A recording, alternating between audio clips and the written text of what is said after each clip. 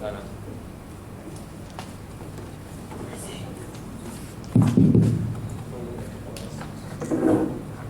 so good evening, Eusoff. So today we'll be streaming the Eusoff Hall 2020 presidential elections. So I'll start by giving you all the rundown of the events. Right. So right now I'll start by introducing the candidates, and then their proposals will come on and speak on their behalf. So how the order will be is so we'll be going Brenda will be first, Jinghao second, and Amos third. So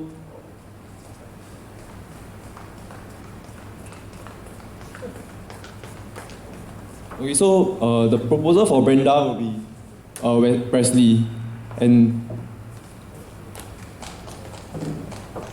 the proposal for Jinghao will be Raymond, and the proposal for Amos will be Ned. Okay, so without further ado, can we have Presley to present for Brenda? Thank you.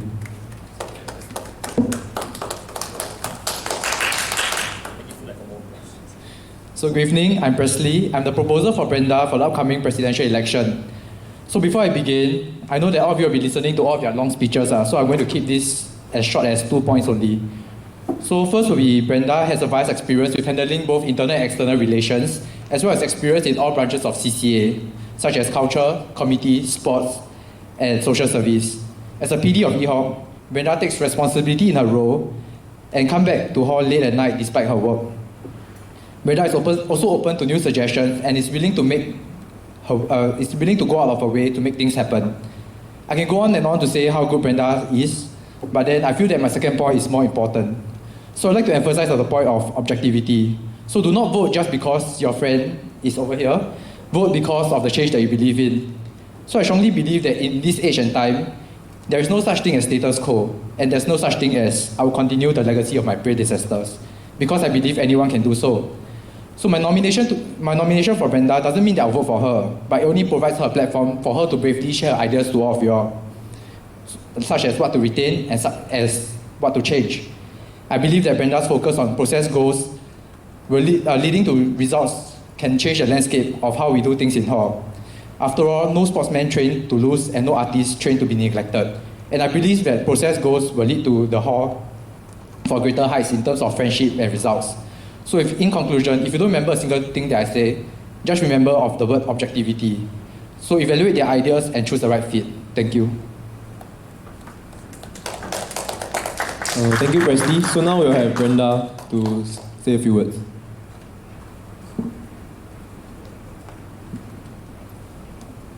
Hello, okay. Good evening, everyone. My name is Brenda and I'm from A Block. So for those who know me, I'm someone that tries my best at everything I do once I set my mind to it. And I'm sure many of you were actually pretty surprised by my decision to run for president. And yes, although my decision came a bit late, I have already been thinking of running for the JCRC for a while now because I feel that this is the best way that I can contribute back to hall. After all, I have exhausted a lot of committees in hall already, and since committees are my forte, I have decided that this is where I can use my strengths to value add to hall and set myself on a larger challenge. So in my third year, where I have nothing much like outside, I have lesser commitments outside, and I feel that this is the time where I can commit myself fully to hall. So that's why I decided to run for presidency this year. So before I begin, I would like to pose a question to the floor. If you were offered a red pill to meet the love of your life, or a blue pill to fulfill your ambitions, how would you respond? In my position a few years back, I was a fresh poly graduate, so I had a lot of ambitions and I wanted to do a lot of things, a lot of goals for myself. So of course I chose the blue pill. However, if I think back now to that question, I wanted to ask myself, why did I not choose both? Why was I not greedy enough to want both? Nobody said that I couldn't have the best of both worlds. So this situation has a very strong parallel with my vision for Eusoff Hall for the next year, which I am about to share with you. I foresee Eusoff to be a place of growth amidst our excellence and fun. Ponder on this thought for a moment. The best of both worlds. Eusoff's vision has been for a very long time, excellence and harmony. Excellence, we have definitely achieved this through our continued championship titles from IHG, as well as through DP sales where we have continued to exceed our expectations year by year. This proves that Eusoff, despite our identity to outsiders as a sports hall, We are so capable of much, much more. So through my experience in both SMC and DP committees for 2 years in a row, I have seen firsthand the multi-talented abilities that Eusoffians have. Given the time and effort placed into managing both sports and the cultural scene, I am confident that Eusoff can only go higher and better. But harmony. What does harmony mean to me? In our hall setting, I define harmony as the cohesiveness between each and every single Eusoffian. While everyone has their own group of friends, our hall as a community does not have a consistent compound spirit that lasts us past IHG. We don't need another competition to spur on the Eusoffian spirit within us, but instead, we need activities that foster friendships and familiar relations that keeps us rooted and passionate to hall. By this, I am referring to more value-added sessions where Eusoffians are given the space to share their strengths with others. This creates a sustainable cycle. So for example, we can take the PAL system. So right now, while there are freshies that are actually using this diligently, I feel that this system can be improved by making it module-based and talent-based. So similar to the workshops that Eusoff Works has for their members, I believe that it is, for these classes, if they can be made available for the residents, it will also provide an effective, holistic platform in which Eusoffians can grow and learn together. So let us ask ourselves, why do we stay in hall? Why do we slug it out every year, getting the insane amount of points to stay the following year? To some, this is merely because of the convenience that hall provides for its residents. However, I have a much greater vision for Eusoff. I see Eusoff Hall as a catalyst for improvement and growth. A place where residents can step out of their comfort zones and take risks, knowing that their fellow hallmates are there to support them regardless. A home where residents seek opportunities not only for materialistic reasons, but because of the pride they have for hall and their hunger for learning and empowerment. On a different note, one of the more important roles of presidents is to unite and rally the hall in times of uncertainty. I am sure we can guess what I am heading towards. The COVID situation is real, and it's definitely something that we need to be prepared for. This situation has been very discouraging for many of us in hall, with our CCAs being cancelled and our social spaces being restricted. And now, we are even being encouraged to go home. However, I feel that in this crisis, it has never been more important for the JCRC and the President to work hard to strengthen and unite the hall, because this is where our hall culture and spirit will really be tested. As President, it is necessary to prepare contingencies for the worst scenarios.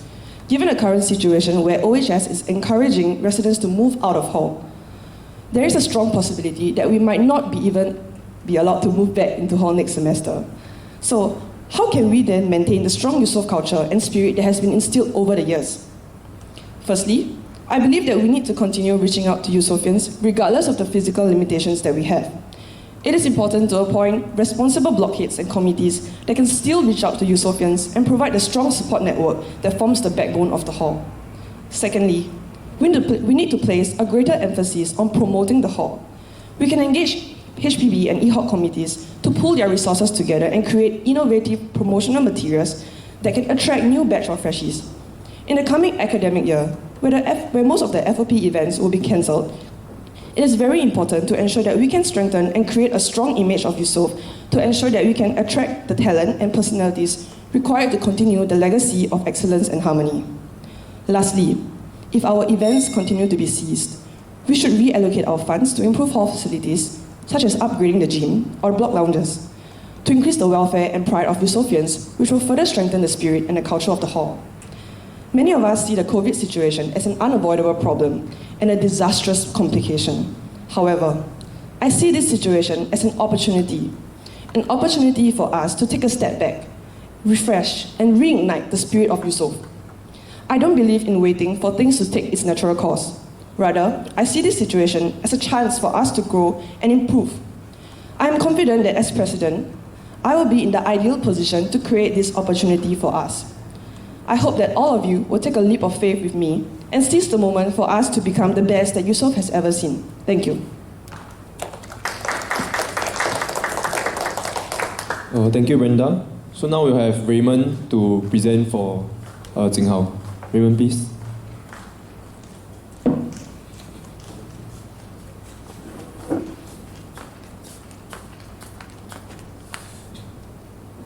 Hi. Okay. Thank you, Jesse.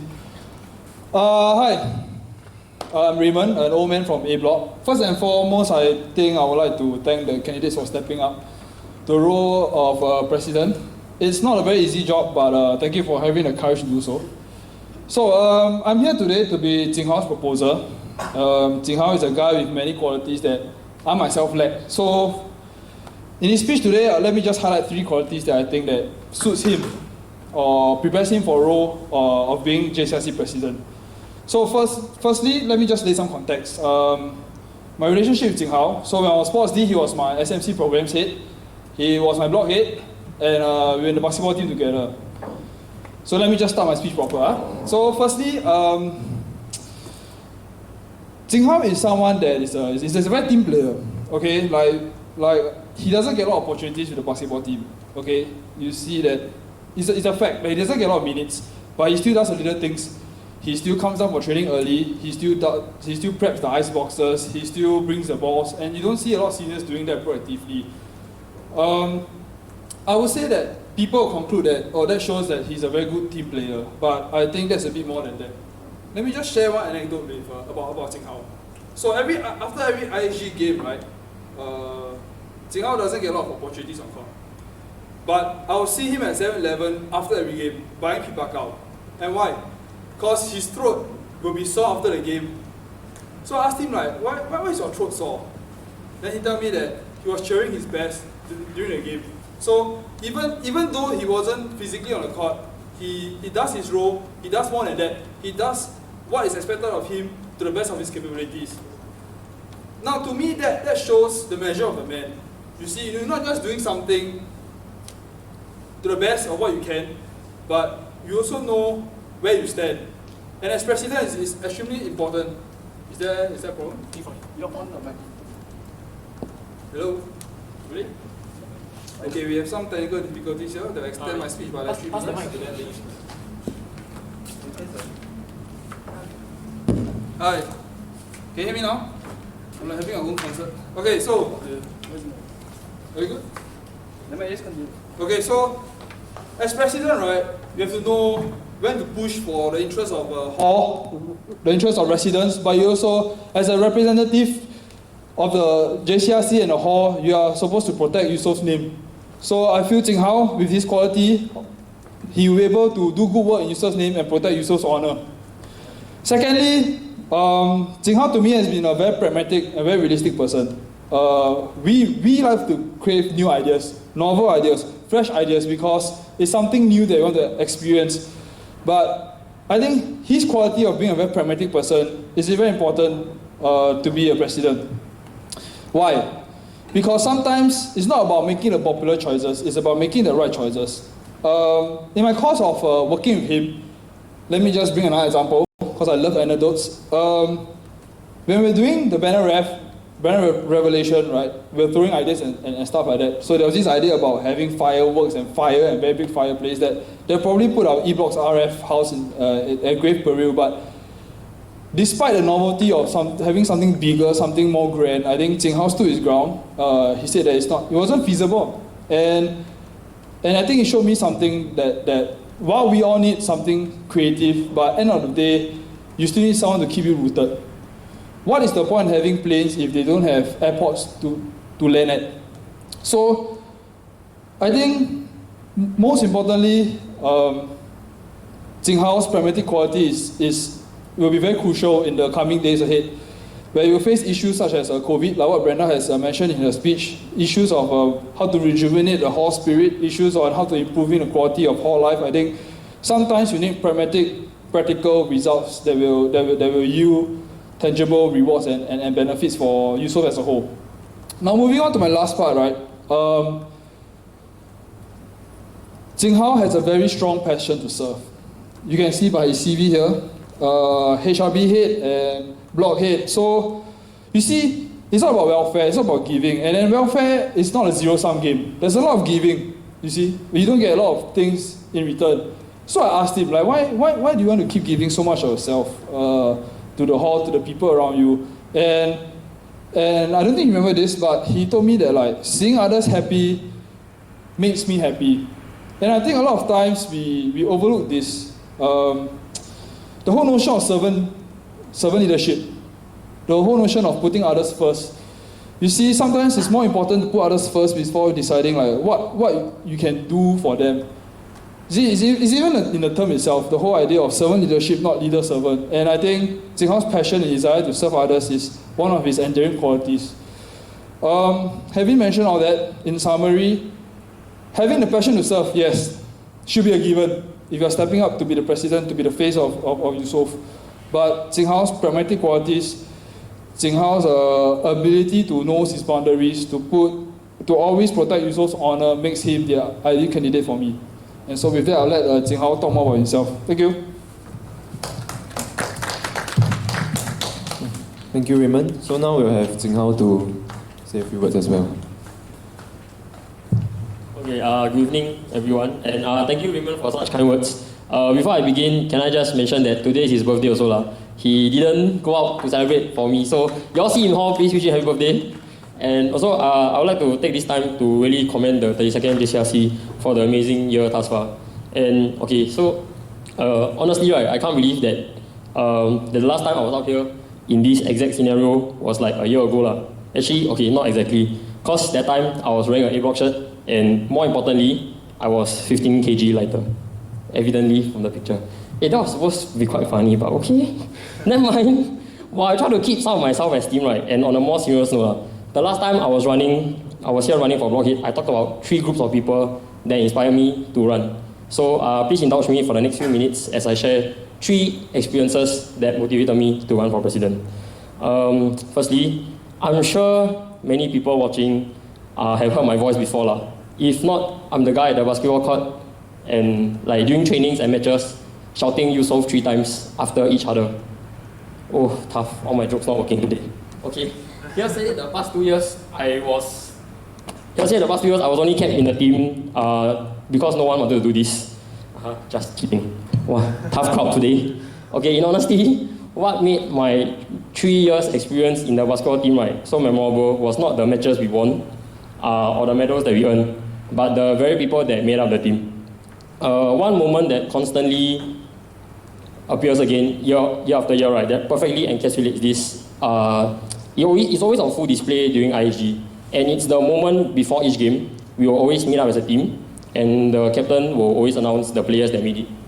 So, for many people, especially the basketball team, y'all would think that this is the least memorable moment, considering that for the past 3 years, I've only been selected 4 times lah. Lol.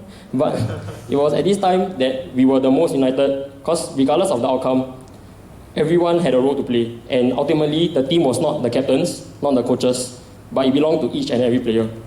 So this selflessness is what I hope to continue to embody and achieve among the rest of the Eusoffians for the upcoming year. So second moment was throughout the last year. As Rio mentioned, I took up 3 leadership positions last year against the advisement of many of my seniors. Undoubtedly, it was hectic, stressful, and at times completely hopeless. But honestly, what motivated me was understanding that as a leader, many times I will not be the best in that position. As in, there will be many people that I'm surrounded with who are much better than me and at what they do. Clearly, I was not as creative as my co-SMC box head. I definitely cannot design any better than my HRB box head. And I definitely do not drive a red Merc like my HRB lock head. So, but like Fong said in his personal speech for Huixing, proposal speech for Huixing last year, the president is also often put in a similar situation where there are better athletes, better comms people, better dancers, better singers. So, in my opinion, it is therefore the responsibility for the president to empower the leaders of Eusoff to enable each Eusoffian to find themselves and their place in this yellow family of 486. As I hope to not just bring about greater opportunities for everyone, but also the suitable platforms for everyone to thrive. Lastly, in the past 3 years, I have gone overseas 8 to 9 times, of which 6 times were with Eusoffians. Looking back, that's probably why I'm so broke. Or could it be the drinking? Just. Anyway, so some of you might be wondering, is it I got like too much money to spend, then I don't know where to spend? Trust me, it's not. I'm broke. But think about it now each time. Like every time me and my friends, like the Eusoffian friends, always plan on holiday, somehow it was always when we were like high on the endorphins from all the wholesome fun that we were having. But seriously, many people always say holidays make or break a friendship. And the reason we keep doing it again is very simply because the friendship stay intact. And honestly, because it was a whole lot of fun. I mean, from my most recent memory, in the most recent trip, just one person experienced these three things. She almost got kidnapped, she got pierced by a sea urchin, and she got food poisoning. So all in all, great trip. Basically, my point in saying all that is that through all the ups and downs in hall, I have managed to find a family that I'll honestly keep very close to my heart. And that's what I hope to be for the case for all the Eusoffians and what I hope to help you all achieve. So, all in all, selflessness, opportunities, and family sum up what my goal and vision for Eusoff is next year. Thank you for your kind attention and allowing me to share more about myself. Okay, thank you, Jing Hao. So now we'll have Natalie to speak on behalf of Amos. Natalie, please. Hurry.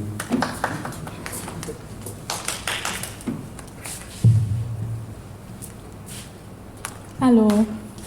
I'm Natalie, and I'll be Amos's proposer for today. So Amos is everything but a good speaker, which also means that his actions speak louder than his words, a trait that is very important for a president.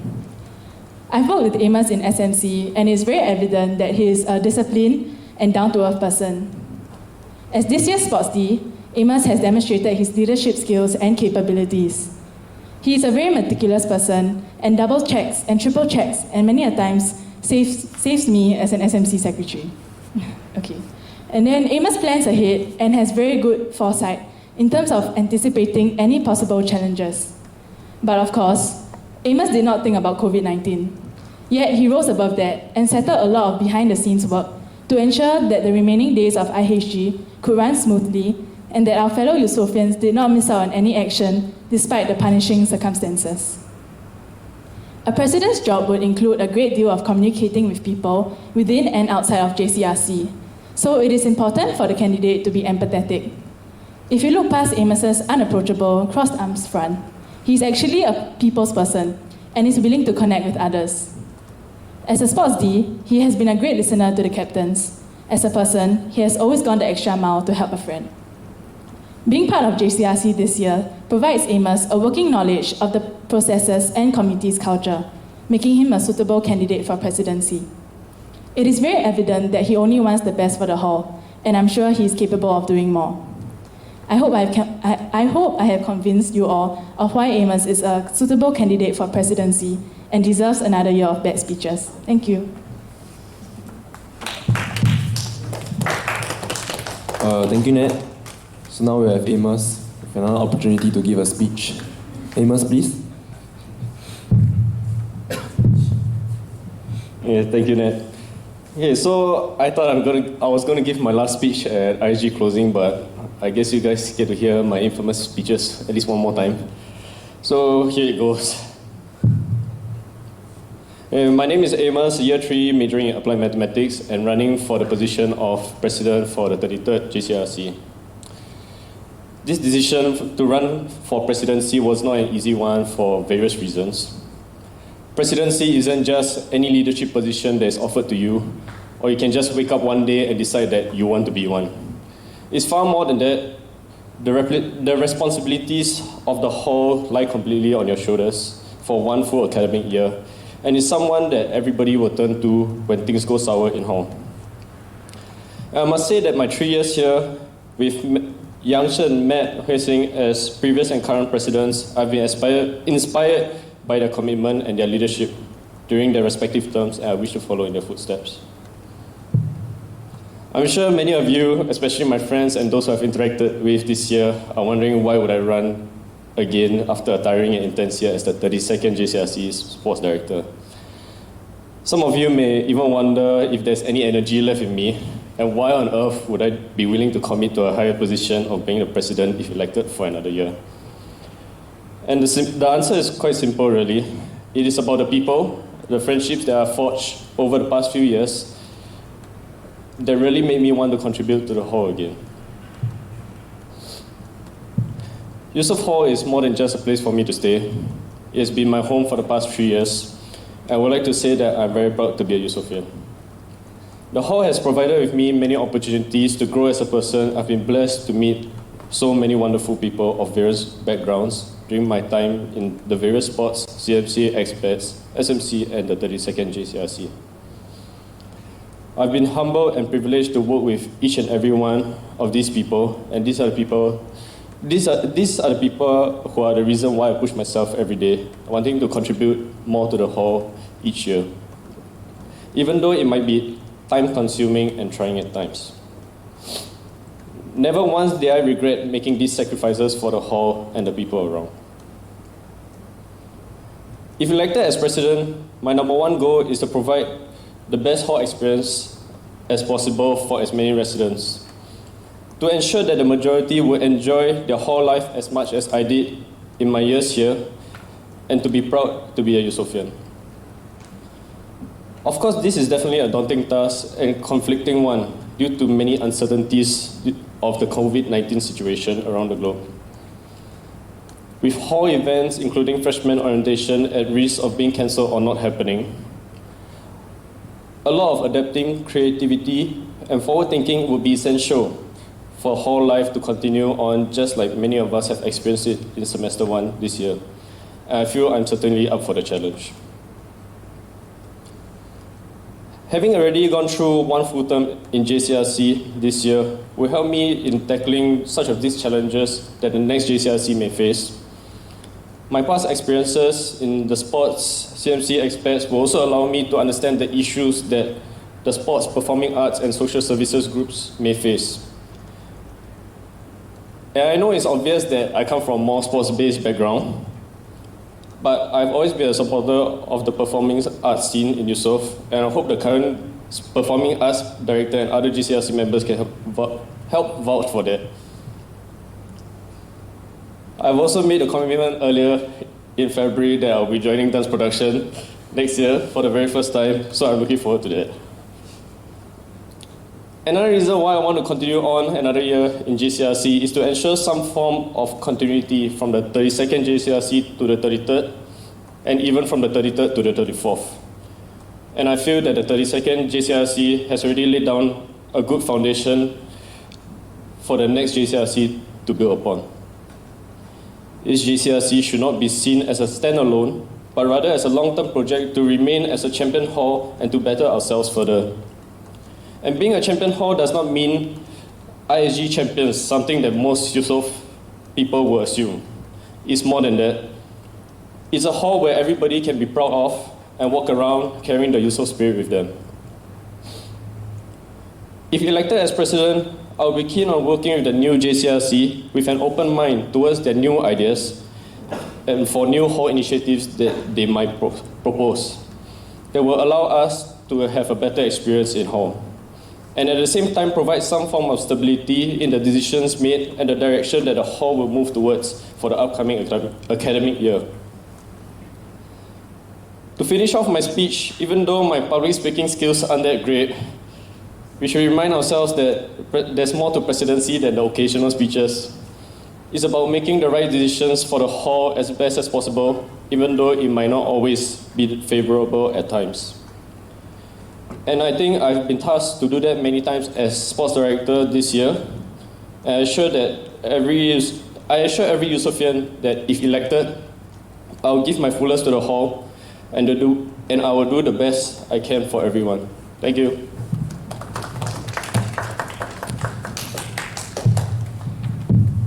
Okay, thank you, Amos. So before we break for a 5-minute toilet break, so I'll go through with you all what we're going to do for the Q&A.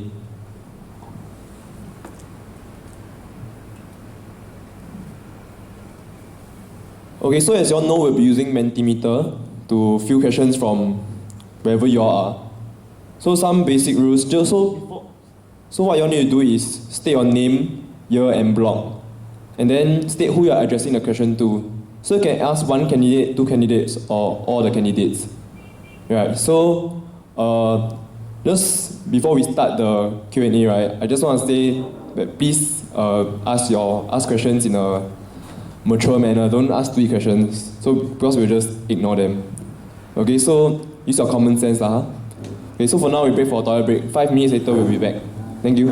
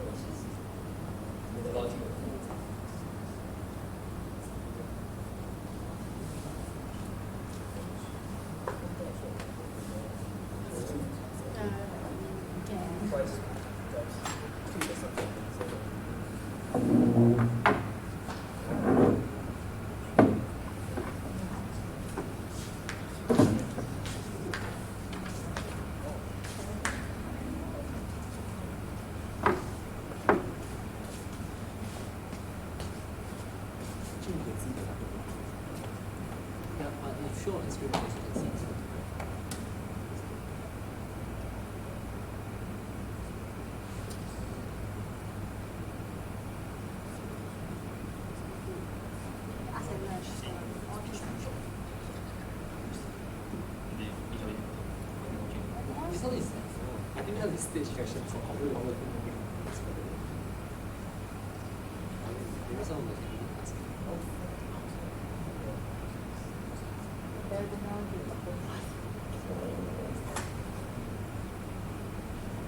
do you have to help me using my phone? Oh, cause like it's like a few like the second one was okay, but then the rest was just like one chunk. Many times I think you can read. So just can see like taking a lot of minutes.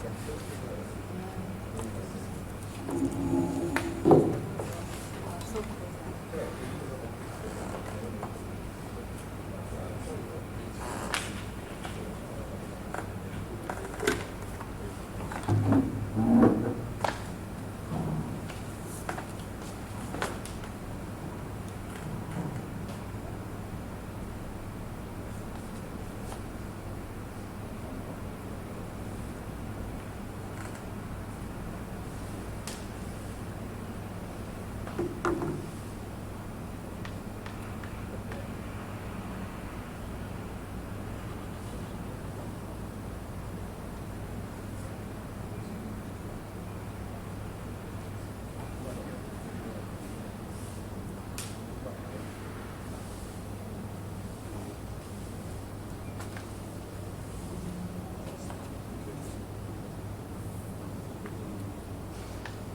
CMC experts, SMC, and the 32nd JCRC.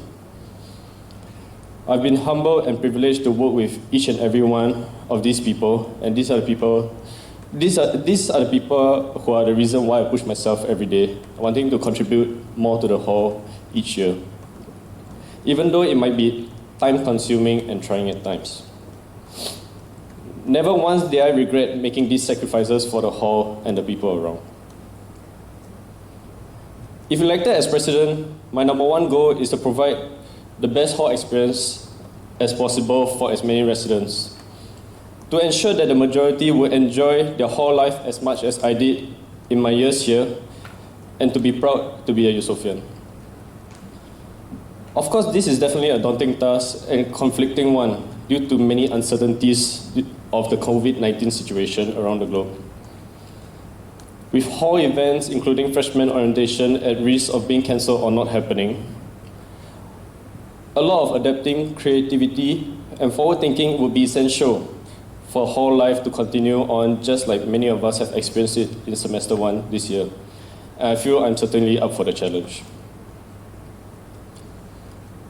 Having already gone through one full term in JCRC this year will help me in tackling such of these challenges that the next JCRC may face. My past experiences in the sports CMC experts will also allow me to understand the issues that the sports, performing arts, and social services groups may face. And I know it's obvious that I come from a more sports-based background, but I've always been a supporter of the performing arts scene in Eusoff, and I hope the current performing arts director and other GCRC members can help vouch for that. I've also made a commitment earlier in February that I'll be joining dance production next year for the very first time, so I'm looking forward to that. Another reason why I want to continue on another year in JCRC is to ensure some form of continuity from the 32nd JCRC to the 33rd, and even from the 33rd to the 34th. And I feel that the 32nd JCRC has already laid down a good foundation for the next JCRC to build upon. This JCRC should not be seen as a standalone, but rather as a long-term project to remain as a champion hall and to better ourselves further. And being a champion hall does not mean ISG champions, something that most Eusoff people will assume. It's more than that. It's a hall where everybody can be proud of and walk around carrying the Eusoff spirit with them. If elected as president, I'll be keen on working with the new JCRC with an open mind towards their new ideas and for new hall initiatives that they might propose that will allow us to have a better experience in hall, and at the same time provide some form of stability in the decisions made and the direction that the hall will move towards for the upcoming academic year. To finish off my speech, even though my public speaking skills aren't that great, we should remind ourselves that there's more to presidency than the occasional speeches. It's about making the right decisions for the hall as best as possible, even though it might not always be favorable at times. And I think I've been tasked to do that many times as sports director this year. And I assure every Eusoffian that if elected, I'll give my fullest to the hall and I will do the best I can for everyone. Thank you.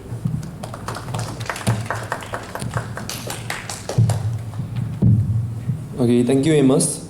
So before we break for a 5-minute toilet break, so I'll go through with you all what we're going to do for the Q&A.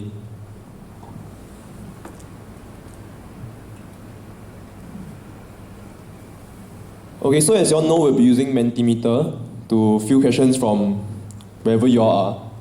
So some basic rules. So what you all need to do is state your name, year, and block, and then state who you are addressing the question to. So you can ask one candidate, two candidates, or all the candidates. Right, so just before we start the Q&A, right, I just want to say that please ask questions in a mature manner. Don't ask three questions, so because we'll just ignore them. Okay, so use your common sense. Okay, so for now we break for a toilet break. 5 minutes later we'll be back. Thank you.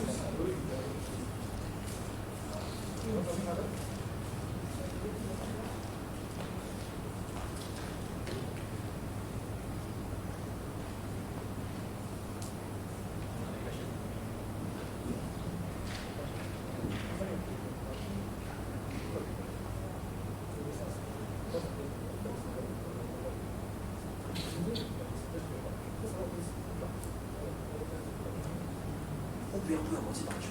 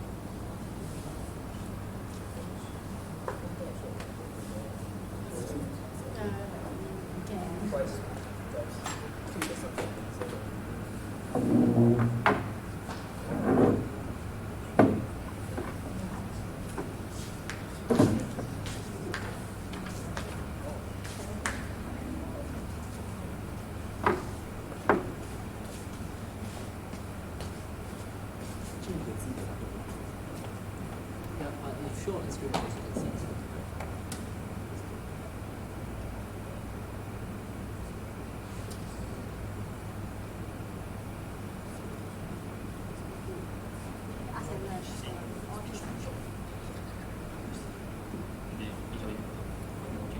This one is, I think that's the stage fashion, so probably longer than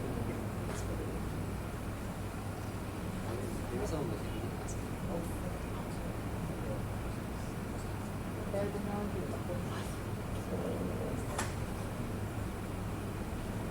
really have to help me using my phone.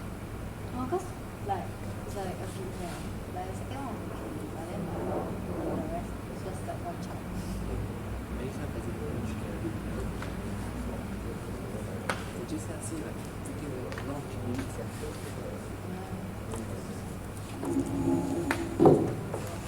So cool.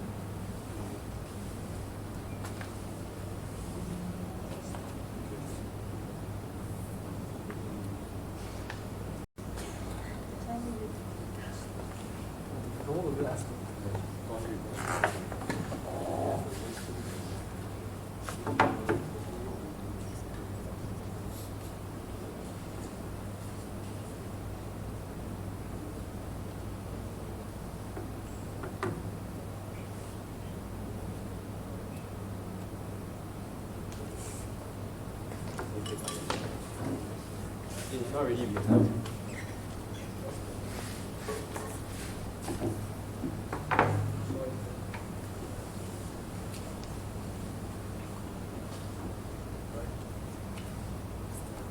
Now we starting already.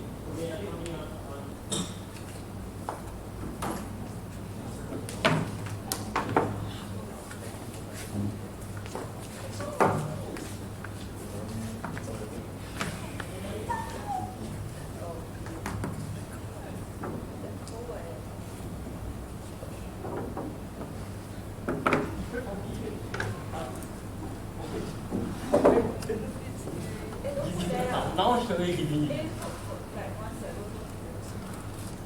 You put below your. Can you see? Giving. Below the cage. Just take out my You won't drink perfectly. I think below is fine. And you can drink at yeah, so Chef screenshots at me. Bro, the moment he happened, during the speech, he screenshots at me already.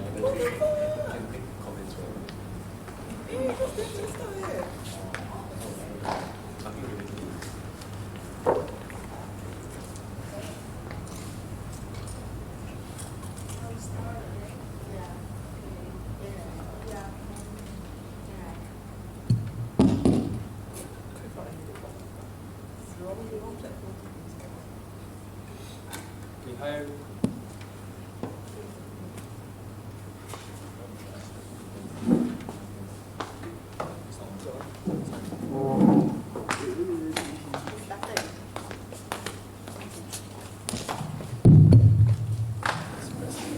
Okay, hi Eusoff, we are back. So now we'll begin the Q&A. So we'll start off with the people who are present at the rally. So we have our president and our two VPs. So would you like to kickstart the Q&A? Yes, you may use the mic. Please come to the front, Zuba.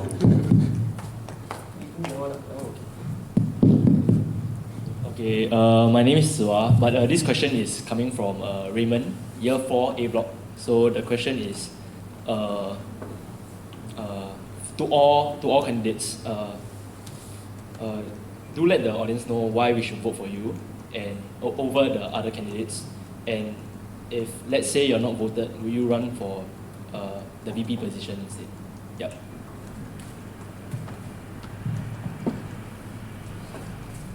So anyone want to go first? Okay, Amos.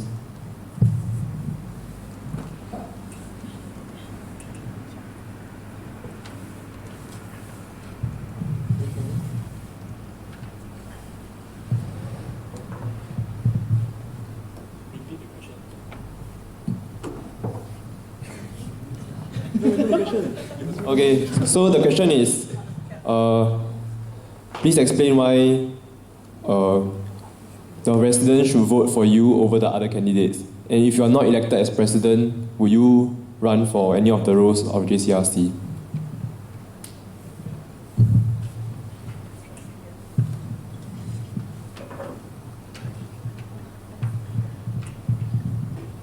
Okay, my answer for this question is, I think over the years, I've held on to a few leadership positions, and I think that my understanding between the sports, the performing arts, and the social services side has allowed me to interact with a lot of people across the board. And then my understanding of the whole situation and whatever is ongoing now will help me in my decision making if elected as president. Although I may not be the best leader, but for those who know me, you all know that I will definitely die trying. And my commitment to this position will be all the way. And then the 32nd JCRC has already provided me with experience going through one full term. And then I will try to use my past experiences to help guide my decisions for the next year. And then on to the second question on whether I'll run again if not elected. My simple answer is no. And it's not because that I don't want to contribute to the hall. But I feel like the other GCSE portfolios does not really suit me at this point in time. Or even though I may know the job scopes of every individual one, but knowing who the potential candidates are, I feel that they may do a better job than me. But if asked by the elected president, then I may consider. If not, I will be supporting the 33rd GCRC from whatever means I can, if they ask upon. Thank you. Thank you, Amos.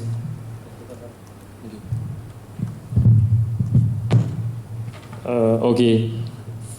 I think for this question, okay, I think first of all, it's not easy sitting up here, and for us to sit up here is, as in, the basic requirement of administrative excellence, having a solid CV, all these things I think is quite straightforward when it comes to understanding us, because we will already have a certain degree of experience trying out different aspects in hall. Yeah. So each one of us here can have many things that we have done.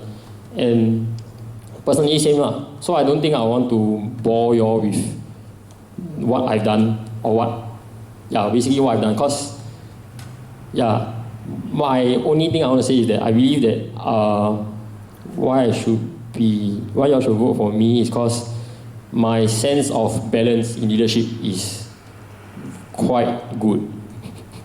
Because I feel that the balance between the administrative excellence and bringing fun to the job is something that's very necessary, especially the higher you go lah. Because the higher you go, the more red tape you face. So you need to continue to stay motivated.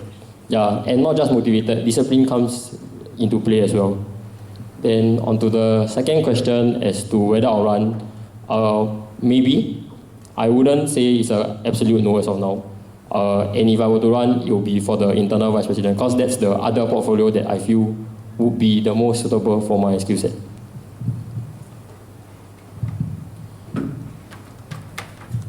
Hello. Okay. So for me, myself, similar to what Sinhao and Amos has already said, I have my own set of experience that I have gone through, and basically I feel that I have my own type of leadership role, that my own leadership method, I would say, that I prefer to work, how do I say this, on the ground. So I prefer to work in an open concept where being a leader does not mean hierarchy. In a sense, you can think of it as an open concept. So I feel that I'm very open to listening to everyone's opinions, and that's why I have channeled through EHOC, because that's one of the biggest projects that I've taken so far, and I think that would be the kind of president that I will be. And also, I think of it as a very objective and a very practical thing also. So initially, for most of you guys who don't know me, I actually did not consider staying, but then I realized that I love hall too much because all my friends are in hall. So because of this reason, I wanted to give back, and I feel that in order to give back, I want to be able to be someone that people can confide in, and to make hall a better place so that more people will come and stay. So that is why I feel that I could be a better candidate than them, but I'm not putting anyone down, just saying. And if I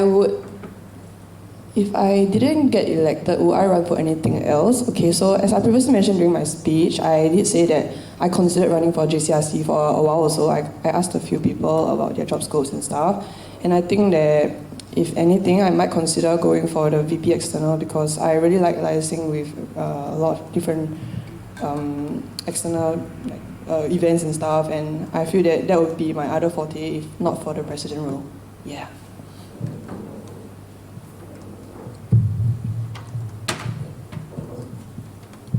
Okay, thank you, Brenda.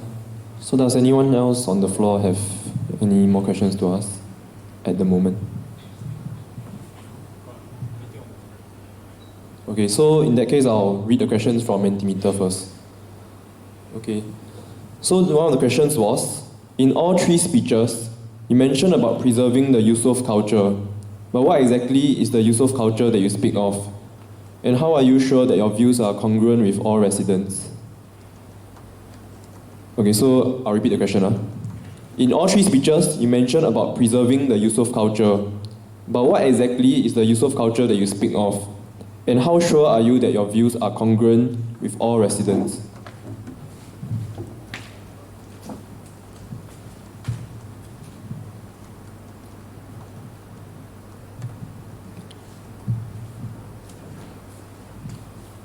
Anyone?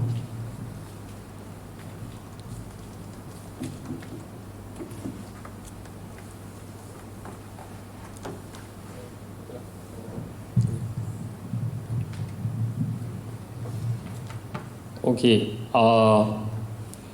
Okay, give me some time while I try to continue to coordinate my thoughts. Okay, so for me, very simply, the Eusoff culture is not something that is as easily quantified as the person asking the question is mentioning. So, because to me, from the past 3 years that I've experienced and given back to hall, the culture constantly changes according to you personally. And at the end of the day, I would say that it comes down to a very simple word called feeling and your investment towards the hall.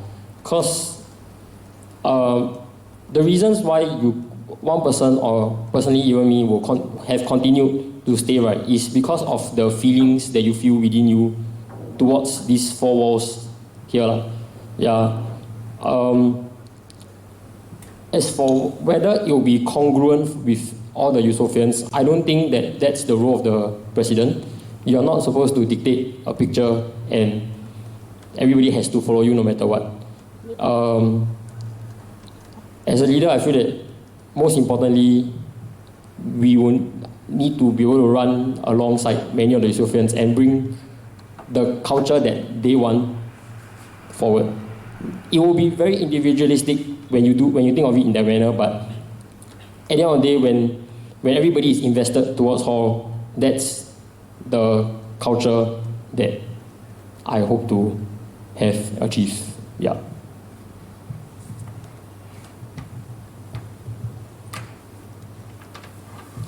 Okay, so in terms of hall culture, let's talk about the reason why we first decided to come to hall. Myself, I decided to come to hall because I wanted to try new things, and it's a new environment for anyone who just came out of JC or poly. So for me, definitely it would be to try new things. So the first thing I got to try was rag, which I never thought I would ever done. So I would say the hall culture is to try new things while also doing things that you are very good at. So from this, I will point to all the sportsmen in hall, because you see, they are all very talented in their sports, but they also have time to do DP, to try out dancing, singing, a cappella, or like even try out new communities as well. So I would say the hall culture is to do what you're best at and also try new things and get a new hobby while also making friends. But yeah, I would assume that this is what most of the Eusoffians would think, because that is the reason why they would come to hall first. Yeah, that's my answer.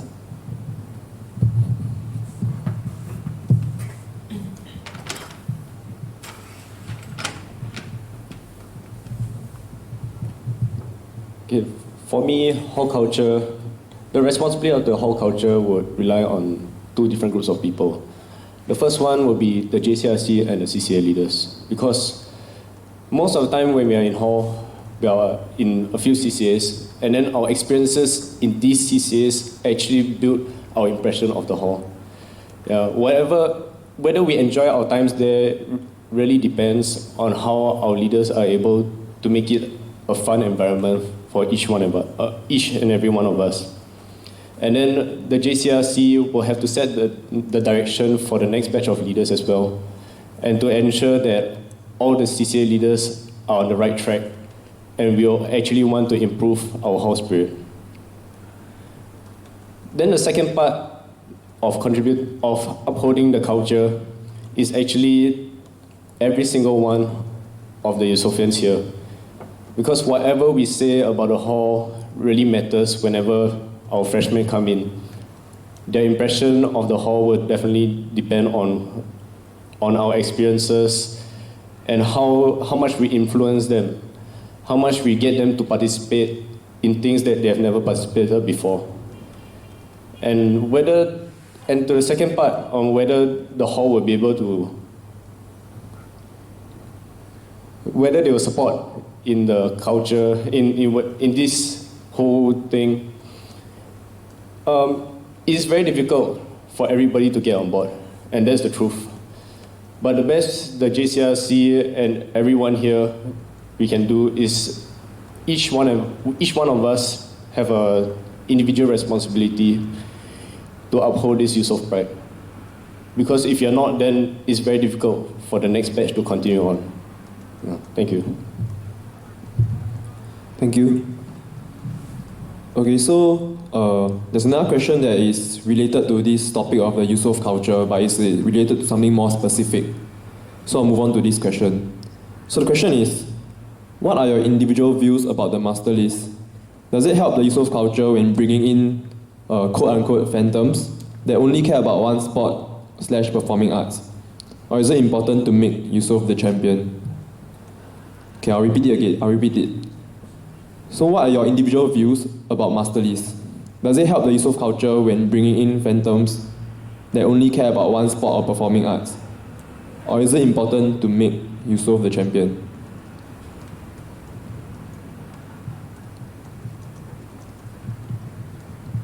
Okay, I'm going to speak on behalf of the 32nd JCRC point of view, because I'm definitely part of one of those who actually contribute to this master list decision and everything, although we haven't decided yet, but yeah. I don't think that we master list people just based on one sport or one CCA. As in, that's the whole point of the 16 points, including of one contrasting. Yeah, and also I'm very sure that in due time when we do decide, it's not just based on, we want to win ISG champions or whatever. We'll try to seek a balanced point of view and unbiased point of view and see which aspect of hall that these people can contribute in. Because if deserving, we'll definitely award them. Yeah, so there will definitely be those people who only have a niche in some sense. But then if that's what the hall agrees on and what they need, then the 32nd JCRC will think about it and award them accordingly. Yeah, thank you.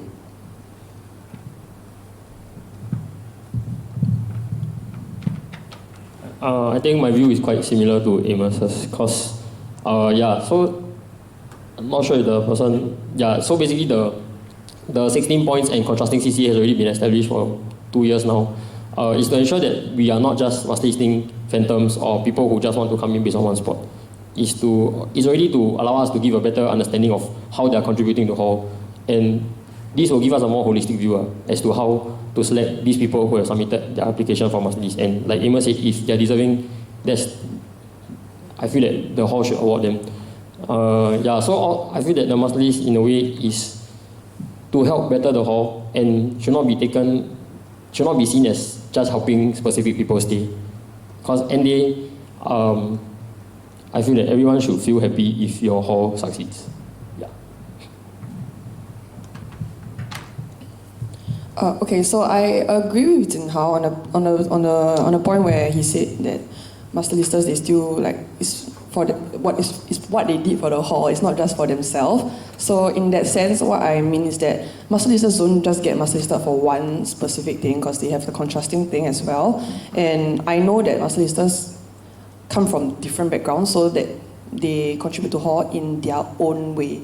So in a way, I feel that although some people might see it as a bit unfair, but I feel that since they have already also contributed as much as they can in what they're good at, it would not be just for their own personal gain, but also because they're helping the hall in that aspect. But definitely, we would try to encourage them to try new stuff in hall, because that's what hall is about, right?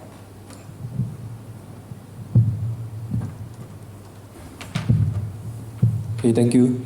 Okay, so before I move on to the next question, I just want to remind everyone to state your name and block before when you pose a question. So we'll be prioritizing those questions that have names and blocks stated, because there are a lot of questions but they are unnamed, and so we're going to proceed as follows. Okay, so the next question will be from Kang Wei, PhD of 32nd JCRC, directed to all three candidates. So all of you have little performing arts experience. How will you be unbiased and take care of the performing arts? What are your plans for the performing arts? Okay, so for the sake of the audience from the live stream, I'll repeat the question. From Kang Wei, directed to all three candidates, all three of you have little performing arts experience. How will you be unbiased and take care of the performing arts? And what are your plans for the performing arts?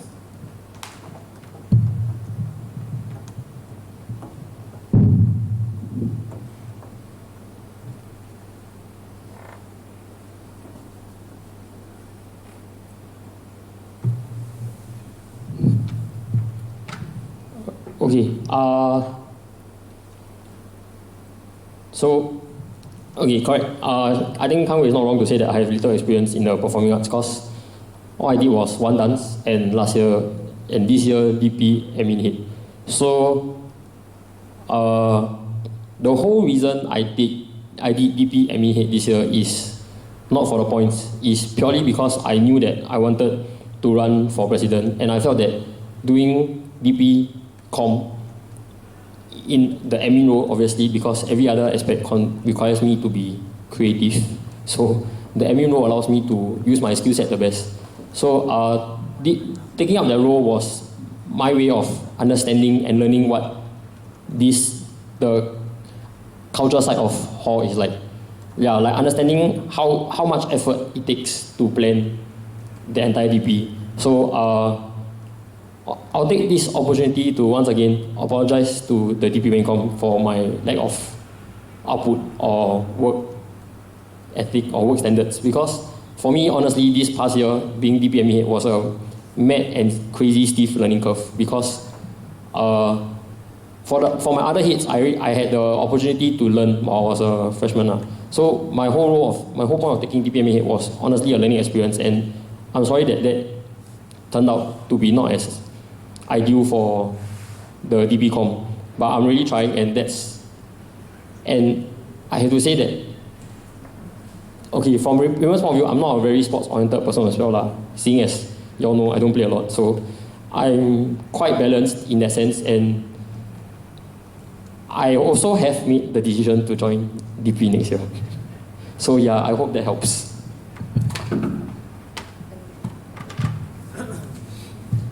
Okay, so for me, yeah, I'm not very artsy as well. I didn't join DP last year because I sprained my ankle, and yeah.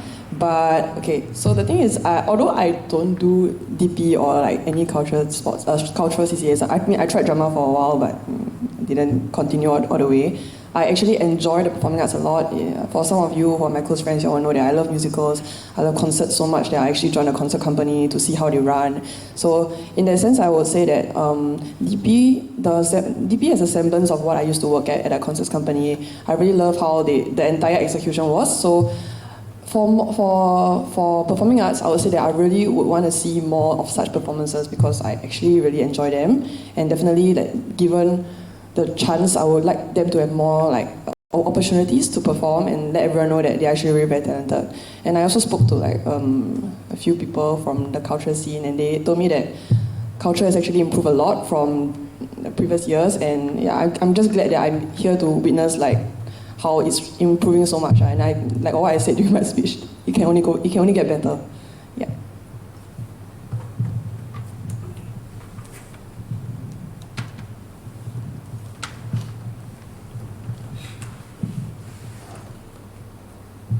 Okay, I feel that the performing arts scene, they've really grown over the past 3 years because of the works that the previous culture heads and the performing arts director they have done.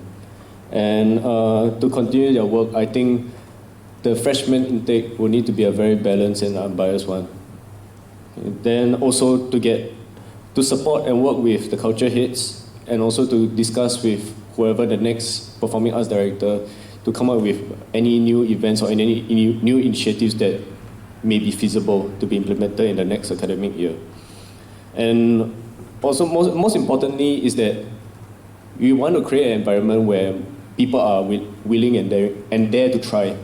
Mainly which is DP, which this year I think the recruitment process was a bit difficult. But next year, the seniors will have a role to play in trying to get people to sign up, even though they may not have any dance background or whatsoever. This goes to all the other performing arts groups.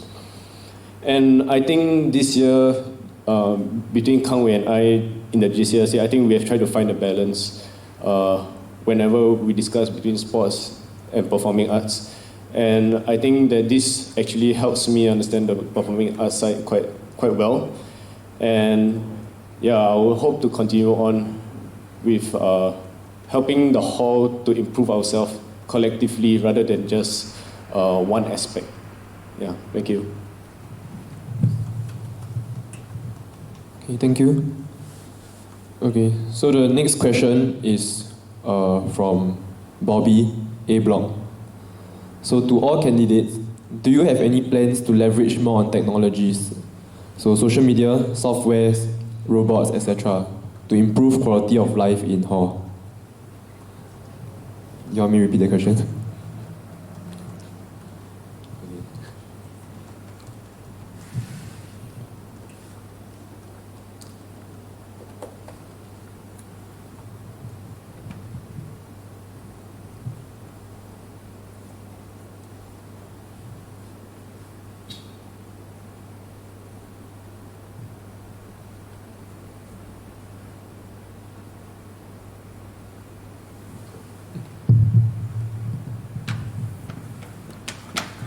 Okay, I hope I speak on behalf of all three of us, which is that I think everyone here is super thankful for Eusoff hackers for this past year. Because like the thing they've done is really quite impressive. The millboard, then the points checking, and then now this voting. So I can only see, as Brenda has said, things getting better from here. As for whether any tangible things, the thing that bounces off right out of my mind right now is that I think the CCA fair, the indication of interest, etc., we can definitely leverage technology and software to make it more efficient. Because in my experience as a freshman and when I was a head, it was super difficult to maneuver. I don't know whether this year got changed anything because I never indicate my interest in a lot of CCAs. But yeah, I think that's definitely something that we can leverage on software and technology to improve the workflow of things. Yes.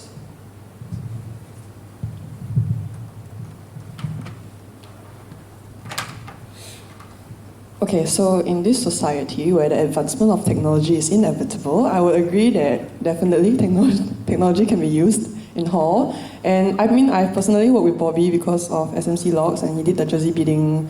He made the process really a lot better. And if I think that would be, another area that we could work this on would be eHawk, because I feel that the process of reaching out to everyone was very tedious, and a lot of them did not fill out the forms and stuff. So definitely there's always room for improvement, and hackers are very talented people, and they can do a very good job. So that would be very, very good. And if you all could provide us with like Python classes, it would be great too. Thank you.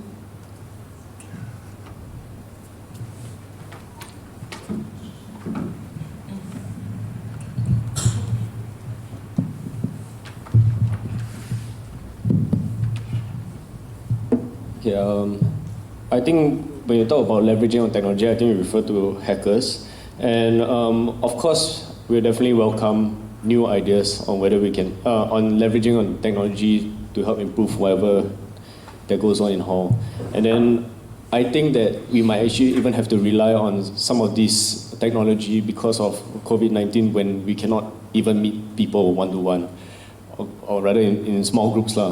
So, but the issue depends on how many qualified people there are to actually come up with new technology or come up with these ideas, which would be a struggle. And I understand that hackers, most of you guys would actually have to learn on the spot.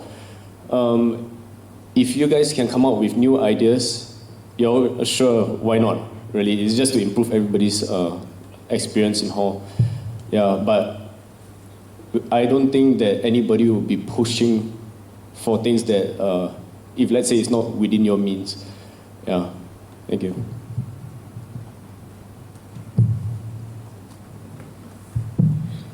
Hey, thank you.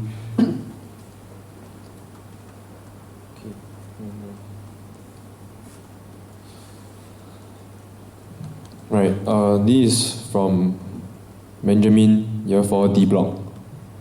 Asking all candidates, as the 33rd JCRC president, what is success to you?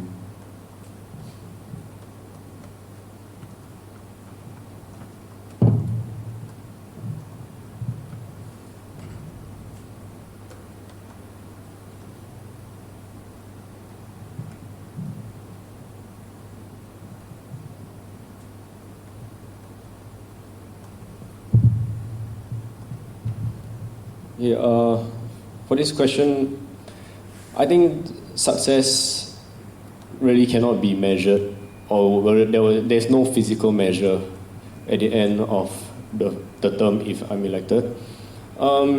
It will really be a feeling based on the ground, on like how many people actually enjoyed their year under the 33rd JCRC's leadership. And of course, most importantly, we don't want to go backwards in our progress on being a champion hall or in any aspect.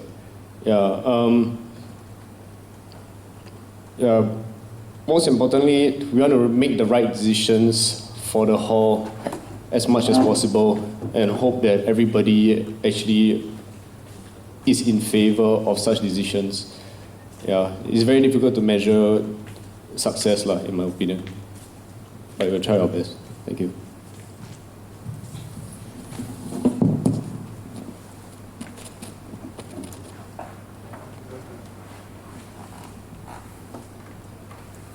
Okay, for me personally, I would say success can be measured by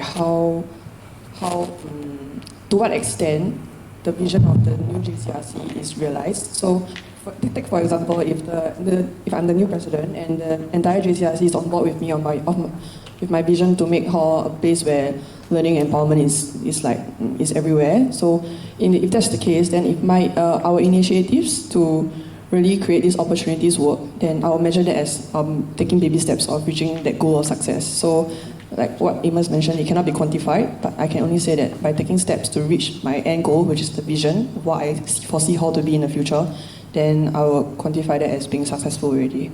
And I can only hope that the legacy can continue. Yeah.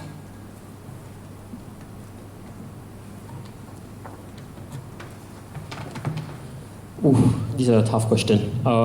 Okay, I think for me personally, success is really cannot be quantified, like Amos and Brenda has said.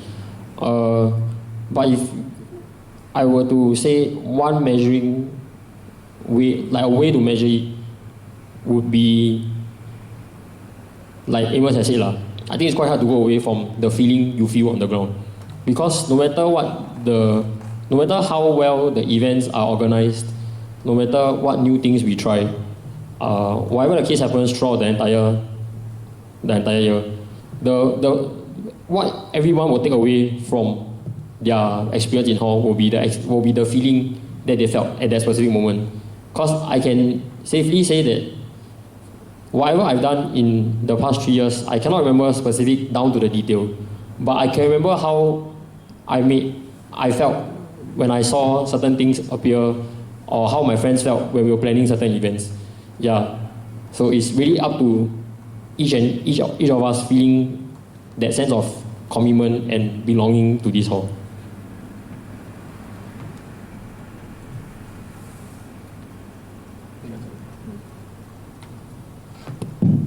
Okay, thank you. Okay, so the next question is, what are your thoughts on the way Wesley's eviction was carried out? Given the rule imposed by Master that JCRC members with demerit points are not allowed back in Eusoff, is his master list fair?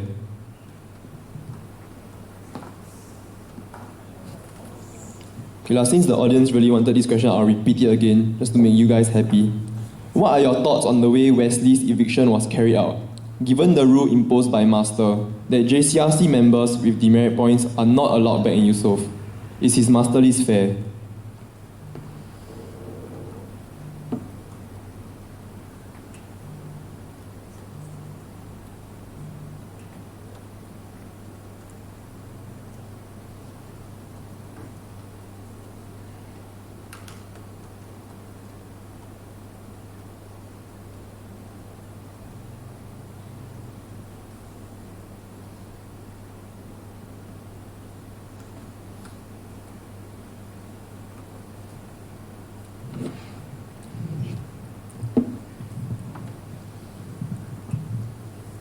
Okay,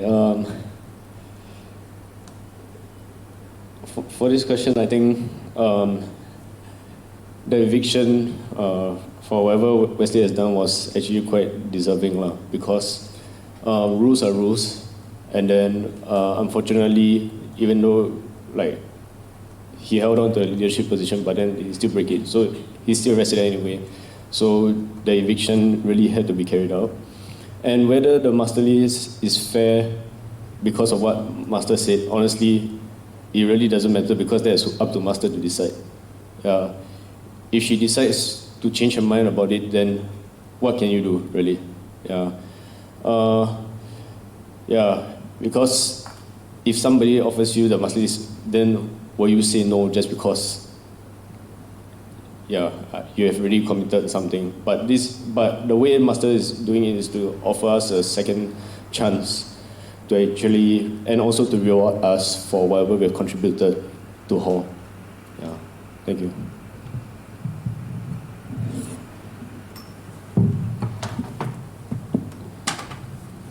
Okay, so on this matter, I don't really know the full details, but as in I heard that when you're in JCRC, you get a demerit point and you will be kicked out. So I guess Wesley did something wrong, and okay, never mind. So he got demerit points, so he was evicted. But then whether the master lease was fair or not, I can only say that okay, so Wesley was in a position of power, and because he made a mistake, he had to follow through with the punishment, which is very, very fair in that sense. And the master lease is because of master's decision, which is what Amos said, but I feel that master would not have offered him this master lease if she feel that he has nothing else to contribute to hall, and she probably would not offer him this master lease if she think that he was not worthy of another chance to prove himself that although he has made mistakes, he's willing to change and that he is ready to, give back to Eusoff another year of his commitment. Yeah, that's what I feel.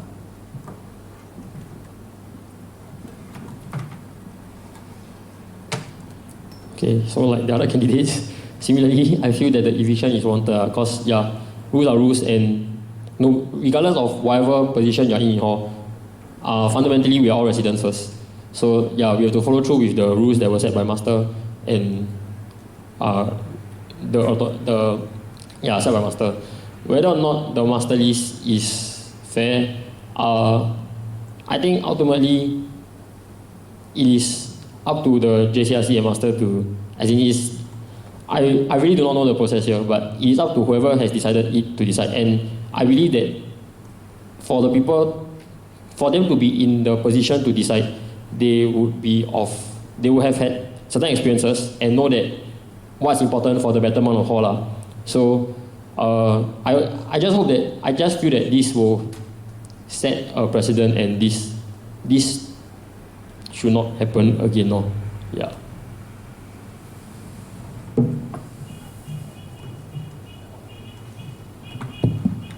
Okay, thank you. And sorry to clarify, right? JCRC members are not master listed per se.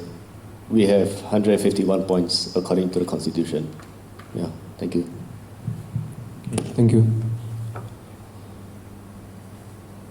Okay, so the next question is from Jia Ying from D Block to all candidates. So with the current COVID-19 situation, how do you plan to maintain or continue the Eusoff culture/legacy when most events are or might be cancelled?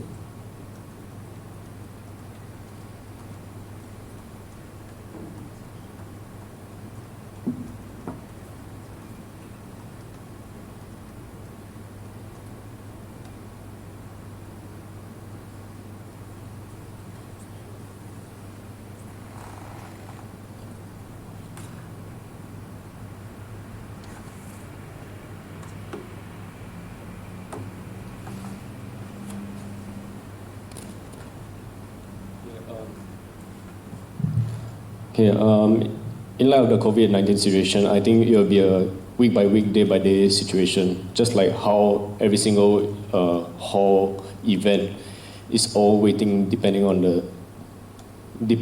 the circular provided by NUS and the government itself. Of course, we would like to have all our events running smoothly as possible, but we must also be prepared for changes. And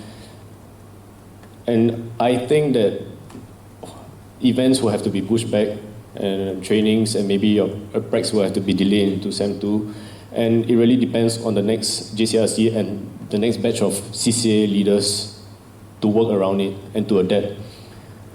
It's going to be a lot of changes. It's going to be very, no, I wouldn't say fast-paced, but we have to plan for contingencies like every single week. And then we are trying to find the next best opportunity for our hall events to continue on. If not, it will be quite dead.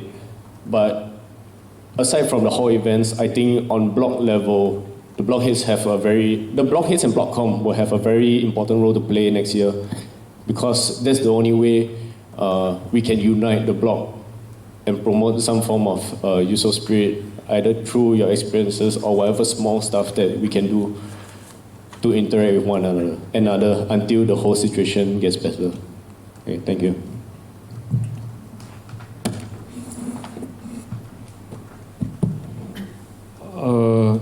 Yeah, so I think Amos has said quite a lot, and yeah, the COVID-19 situation will probably not get any easier from here on out, seeing how the global situation is like. So yes, I feel that the most important thing is for all of us to be just prepared to try new things and embrace the change that we will have to face next year. As for the tangible stuff that we can consider, I think it's quite commendable to look at E-Block and what CMC has done these past few weeks. They've managed to bring almost like the full event online and onto Insta, and I think just as a outsider looking in, you can already tell that this is going to generate quite a lot of buzz among the hall, among their block. So this is something that we can look to improve on, and other heads, the committee heads can start to look at this for the next year.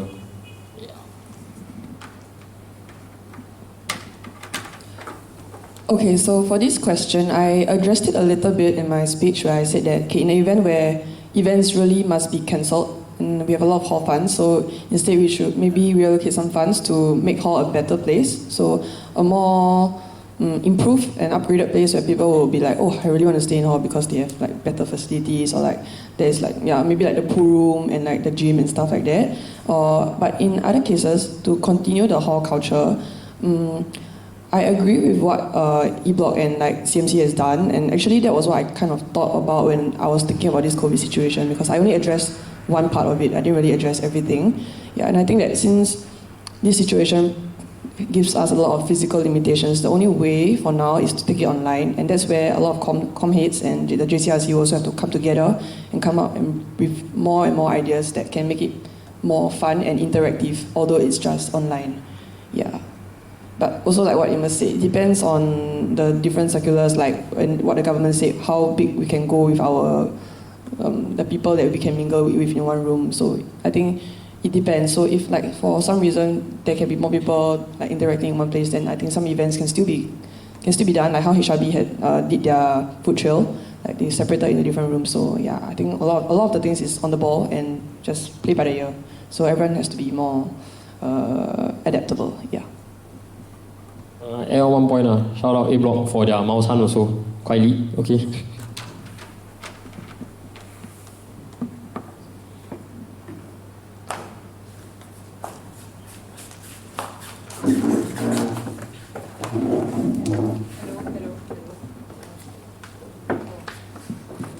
Hi. Okay, this question is directed to the three of you all. So it's along the same lines as the previous question. So in light of this COVID-19 situation, how do you all intend to attract freshmen into hall? And also, because given that engagement camp is already cancelled, it's already suspended, so how do you think that you can recruit people into the subsequent events like RAC and so on and so forth and into hall? Yeah.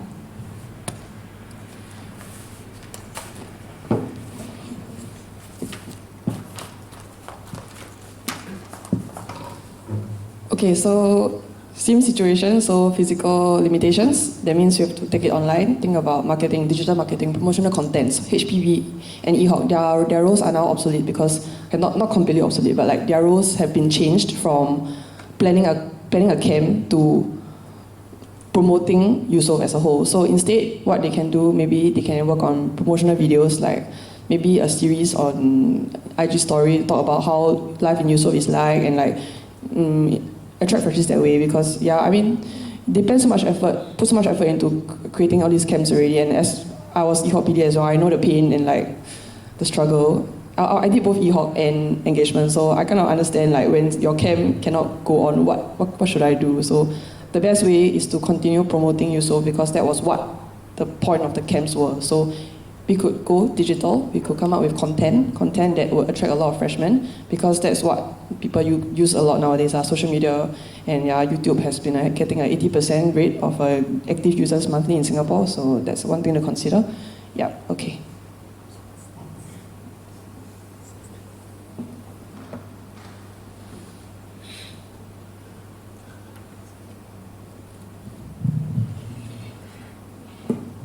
Okay,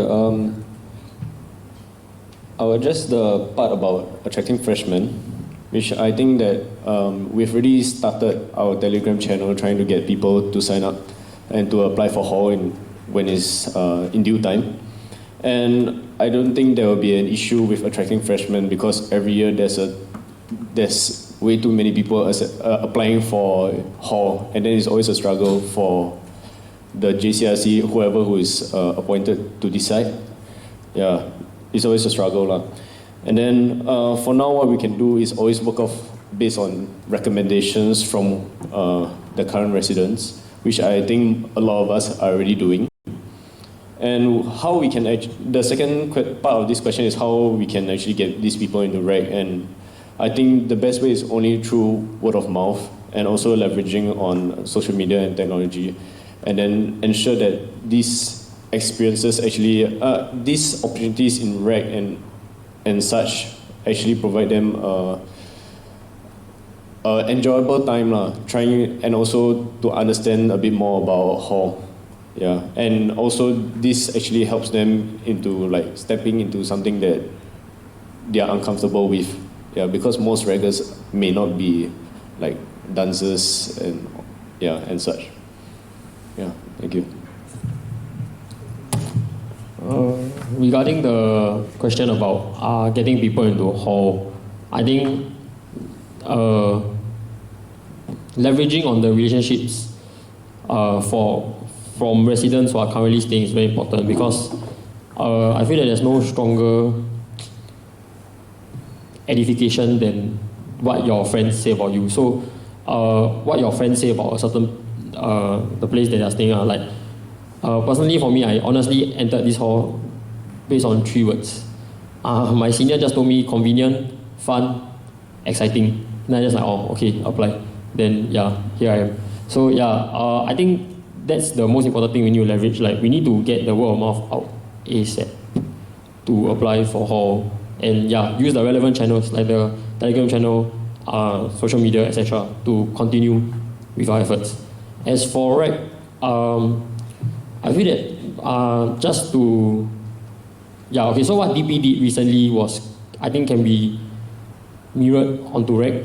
Yeah, so DP recently, I don't know whether it's DP initiated or EW initiated, but there was a 1.5 hour like edited video of the entire DP performance sent out to the hall. So I think that served 2 purposes for the residents in the hall.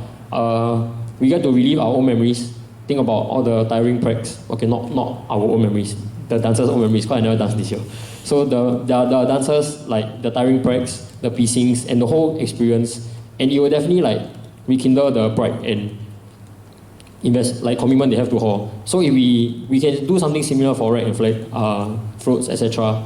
But obviously this will take out a lot of EW's time. But yeah, something similar can be done, maybe a short one, can be put on the relevant channels, then it will be easier to connect with the freshmen who have no idea what REC and flag are all about.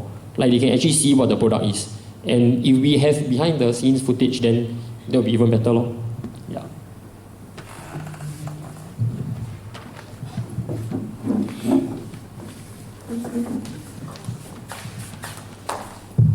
Okay, I think you all addressed like the promoting hall aspect quite well, but then I was asking more about like recruiting people in. So how do you balance between someone's recommendation versus someone who is like, I just want to find out about, I just want to join hall, but I don't have any connections in hall. Yeah, how would how will you all balance that?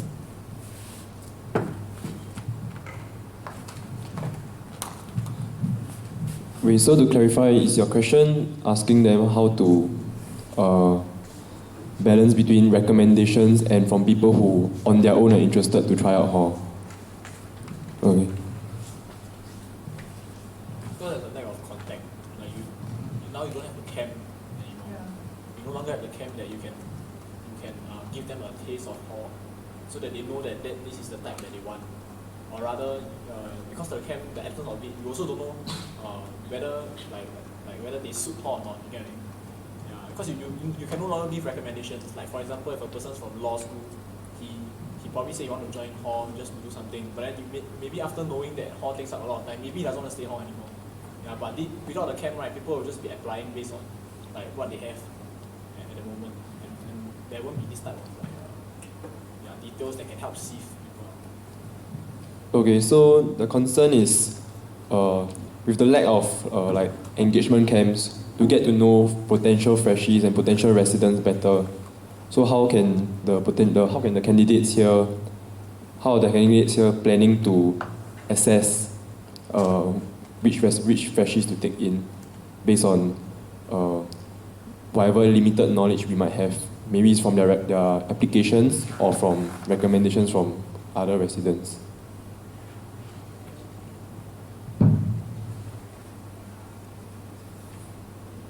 Yeah, I clarify the question first. So it's about it's about how we sieve the people coming in, or about getting people to apply for Eusoff? Sieve the people.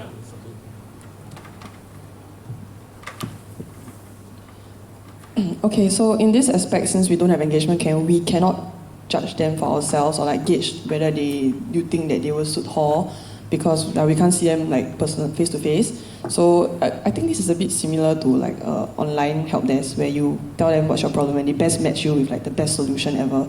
So I think it's similar to what I talk about with the promotional content. So there can be different series. It can be what is Eusoff all about? Commonly asked questions, and how long do you the plain truths, how many CCAs does an average person take, and then they can go through their daily lifestyle and say, I train from here, I study, and I come back to for training, then I got dance practice, something like that, so people will know what is the daily life of a Eusoffian, and then from there they can really best match themselves. And if anything, we can have our own Eusoffians to be ambassadors, so they can be on the Telegram chat, and then where we have I think there is a chat for engagement camp, people to gauge, and we can use that kind of platforms to let them talk to one of us to really find out if this is really the best hall for them. Because ultimately we also want them to get the best hall experience also, and we don't want them to come in and be a bit lost and confused. So I think that would be my stance, especially if we cannot meet them face to face. So the best way is the best match based on what we can tell them and what they know of themselves. And if anything, the Q&A would be the best, will be another gauge for them. Yeah.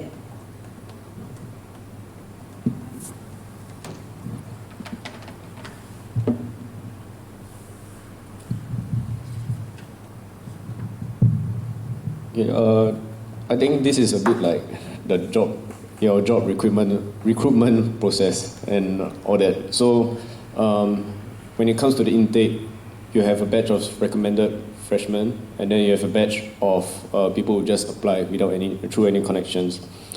So what I'll probably look at is always the qualifications and the past achievements they have had in the past few years, and then we'll try to selectively decide on how these people can contribute to the hall in their various ways. And also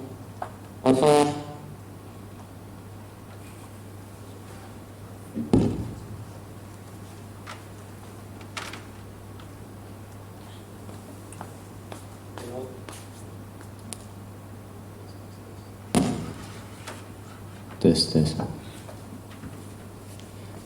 And also, when it comes to the selection process, it's a team there is a small team that is actually deciding collectively. So it's not an individual person's decision, but we'll try to make the best out of whatever that we can see from their application. Yeah. And as to how many people we actually take from the recommended batch and how many through no connection and just applying, I think it's really a case-by-case basis, and yeah, we'll try to do the best. We'll try to make the best decision possible. Thank you.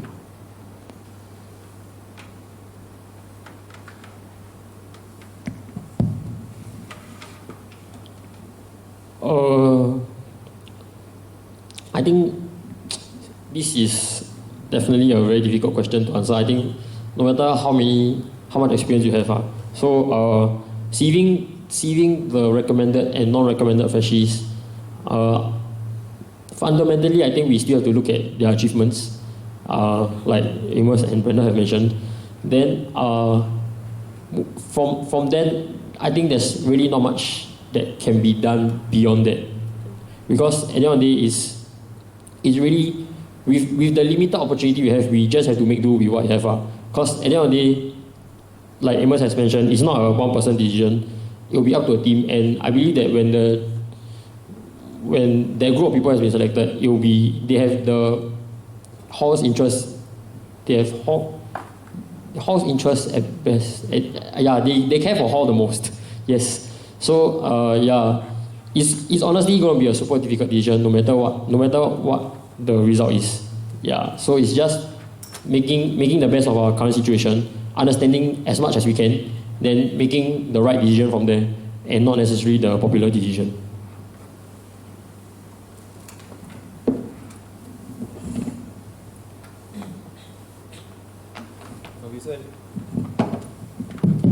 Okay, so actually I also have a question for all three candidates. So when you all say you all look at the achievements, right? So like what are the achievements you look at, and how do you weigh them? Because okay, for example, you look at a sportsman, right? There are limited spots in ISG. So for example, an athlete can come in, right, with an amazing resume in a certain sport. But what if that sport isn't an ISG sport? So does that affect his or her chances as compared to someone who is also very good in a sport that is represented in ISG? So how does that affect? And say compared to certain performing arts, I don't know. So if it's not something that Eusoff provides or Eusoff caters to, how does it affect their ability to get into hall as opposed to someone who has the correct, quote unquote, like for a better word, say the correct spot to get into hall?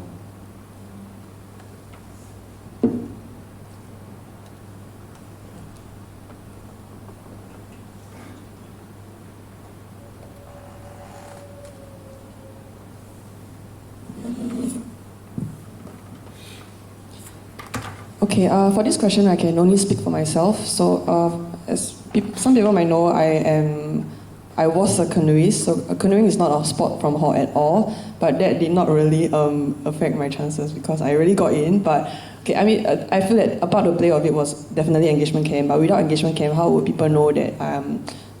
How would people know that they think that I'm fit for space in hall? So all I can say is there needs to be a bit of diversity in hall.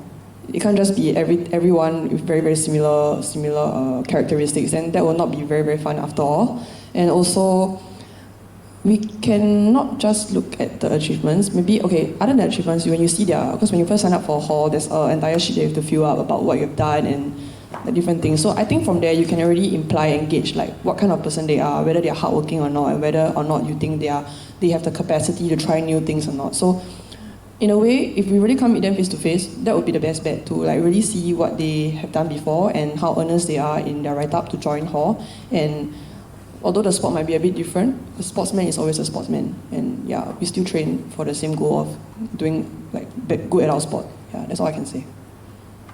Oh, the same for the performing arts, of course.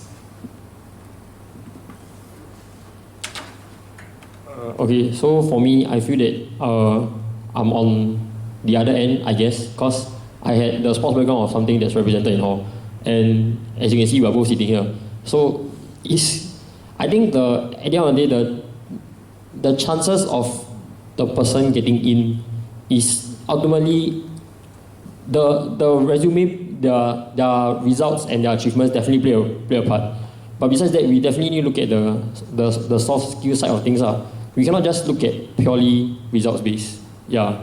How on earth we are going to do that will honestly be through their write-up, friends' recommendations if both of them happen to have recommendations. And ultimately, like what I said previously, it's really making use of all the facilities that we have to get as much information as we can about these candidates. Yeah, because in light of this situation, the form may need to change. We may need to ask for more information, get to know the incoming freshmen at a deeper level just through a form itself. Yeah.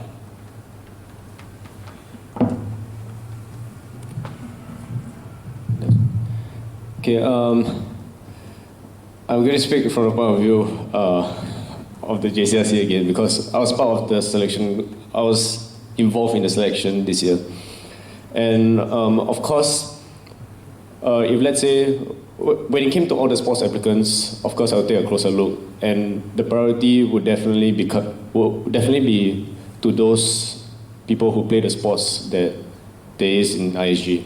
That's the priority.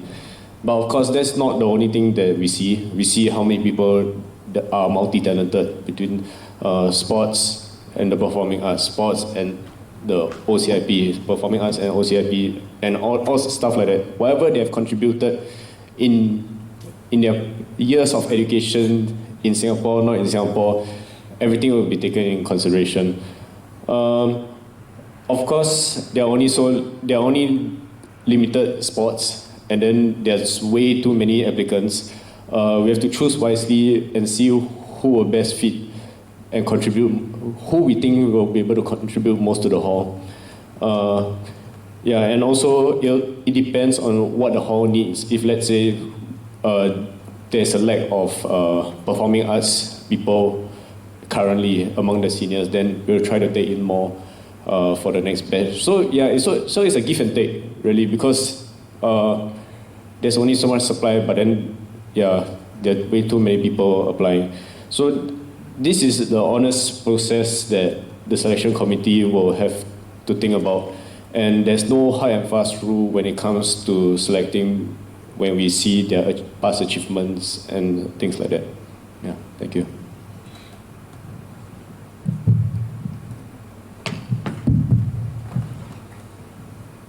Okay, so the next question is, what is your view on transparency within an organization, and what are your opinions on the current methods that the JCRC adopts to deal with residential issues such as the master list?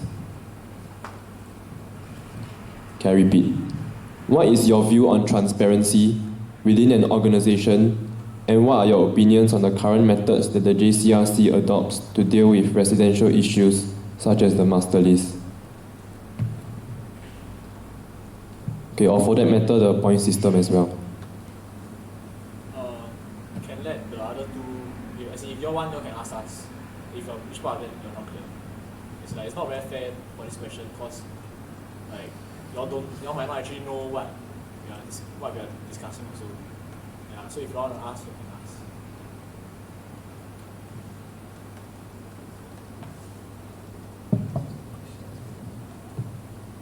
Who asked the question?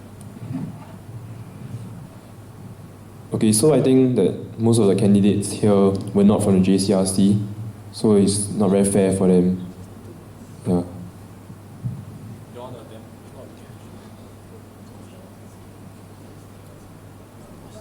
You answer the transparency part. Okay, so that y'all can just answer about your views on transparency.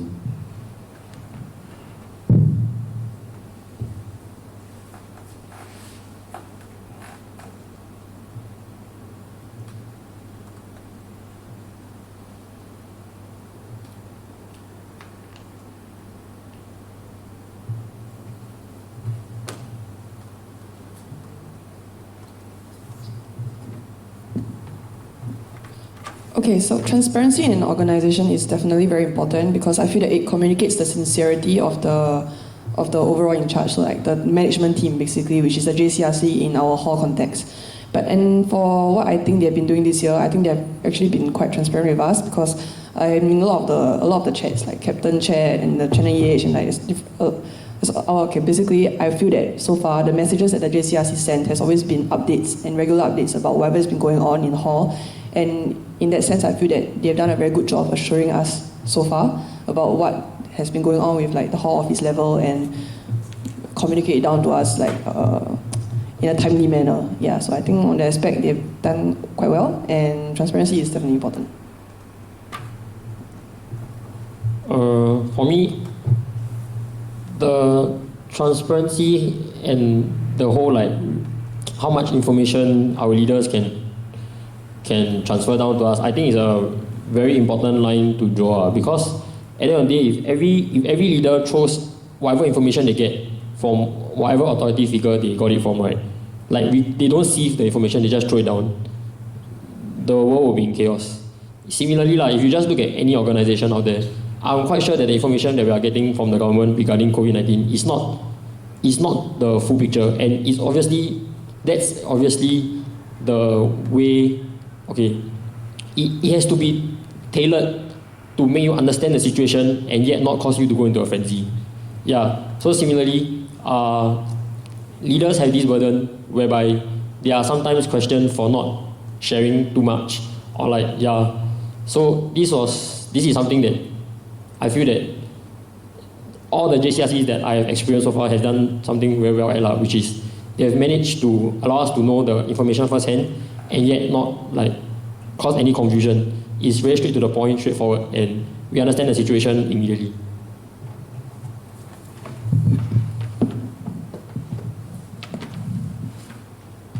Okay, transparency is definitely very important, because there needs to be a clear understanding between the leaders of the hall and the residents.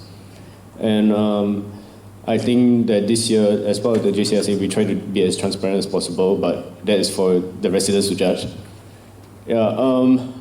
Because every decision that we need to make as JCRC, a lot of thought process has to go through. Sorry. Yeah, and then we will try to take in a lot of factors before making every single decision, and then at the end of the day, sometimes it may not be favorable. That's the part that if it's not favorable, then whether do we actually explain to the residents or not? Yeah, so there needs to be a balance between how much you can tell the residents and how much we should actually keep behind closed doors. With regards to the second point regarding the residential issues, master list and point system, I'm not actually sure what exactly of these issues that you're referring to. Yeah, so I can't really answer much. Thank you. Okay, so next question is from Javier, year 2 from A block. So this is still on points allocation, but is specifically with respect to certain comms getting the same amount of points despite organizing and preparing for less events. Yeah, so I think it's in light of the COVID-19 situation, right, where certain events got cancelled, and so it affected, I guess, clarity in how points were allocated, given that not all the events were followed through with. Yeah, so if the candidates, what it's asking is your view on the point allocation this year, especially with respect to certain comms getting the same amount of points despite organizing and preparing for less events. I think me and Brenda would like to know whether the points were actually deducted or were they kept the same. Because we don't know, yeah. Okay, this was an issue that was raised up the 32nd JCRC, and then we came to a consensus that even though the events were being cancelled, we should allocate the points accordingly as though the events were ongoing. This is to be fair to those people who are in the comms whose events got cancelled, and then they rely on these points to actually stay on.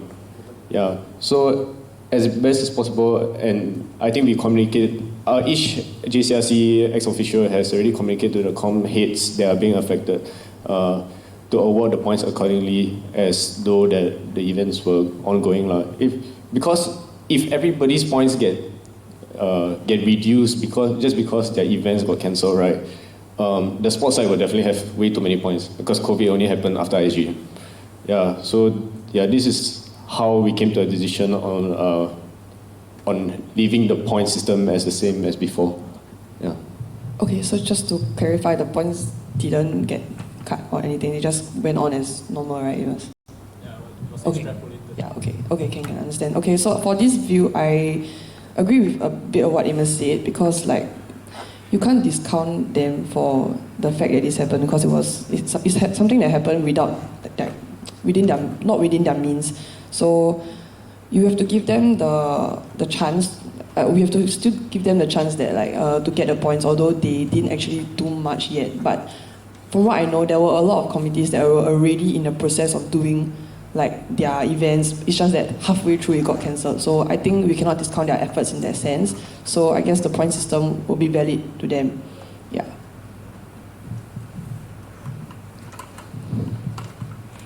Okay. I feel that the points system, the points not getting reduced or whatever is something that is completely new, and the decision that the JCRC made is up to them, I guess. Yeah, so I feel that ultimately the freshmen or whoever joined whatever CCAs, right, they went in wanting to commit to those events already that they found out about during the CCA fair, and they wanted to participate and contribute to those events. So unfortunately, because COVID-19 had to happen, and then some of the events had to be cut short or completely cancelled, it doesn't mean that they should not deserve the points. Yeah.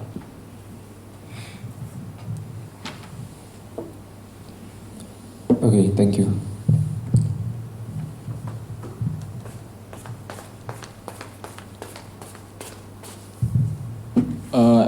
So actually, I'm not sure whether I understood the Javius question as the way you did. So I think maybe because of how Amos started answering the question, you all thought that it might be because of he's referring to COVID-19 that caused the cancellation of events. But maybe what if his question was referring to, let's say, different comps? Assuming a perfect year, normal year, where two comps have maybe varying numbers of events, but they are still getting the same number of points. Or maybe he might even be going into let's say comparing very similar comps like block comps. Yeah, so they may have different activities, but their base is still the same. Yeah, so what are your views on these? Maybe. Yeah.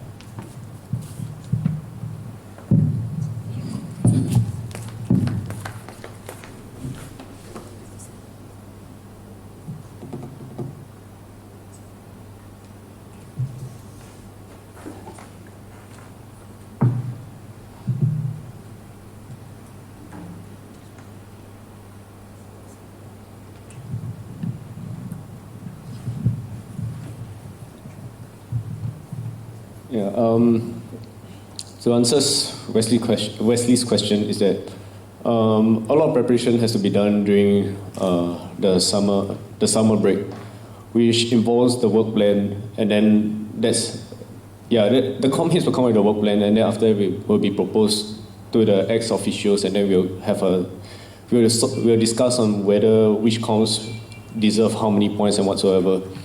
Yeah, but I think that in light of the COVID-19, a lot of these will have to change because events may be cancelled, may be pushed back and whatsoever. So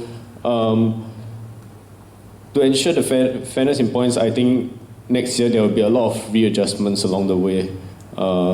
That's quite inevitable, but then as much as possible, we'll try to sort most of these things out during the summer vacation before the freshman comes in, so that everybody understands what is going on.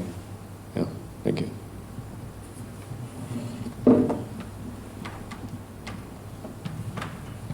Okay, on this note, I think judging from what Amos said, the points have already been decided a while back. So in a way, he said that there's a work plan and they've already allocated the base points based on that. So I'm assuming that this means there's already a list of events that each com is supposed to do, and if they decide to do a bit more out of their way, that is really because they are really passionate about the com, and the base points should not really change because of that.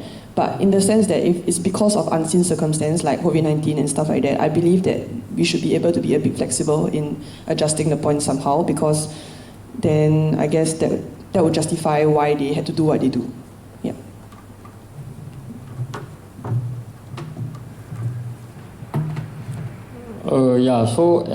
From my experience in year 2, I understand that the summer break is when it's extremely crucial for the committee heads, especially to explain to your ex-officio what's going to happen, not just the number of events itself, but the commitment and the manpower and labor hours needed to execute the event.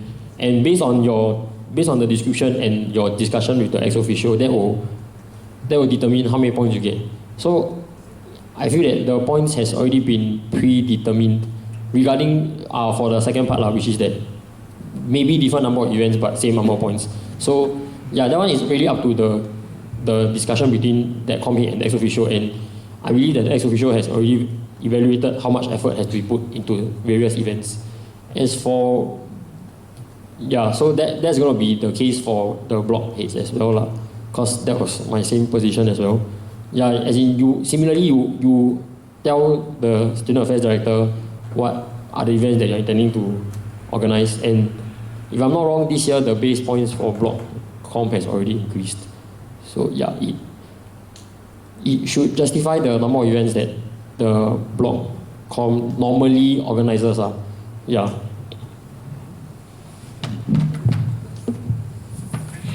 Okay, thank you. Okay, so the next question is from Alun from E-Block.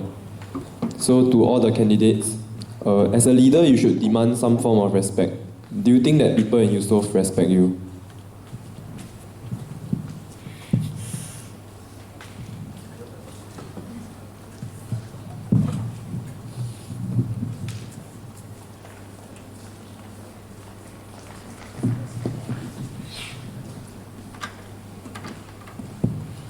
Okay, so the statement, a leader should have some form of respect. But I also believe that respect has to be earned, and like what Amos kind of mentioned in his speech earlier, you don't just wake up and decide that you want to be a president, and that means you won't just wake up and suddenly everyone respects you because you are the president.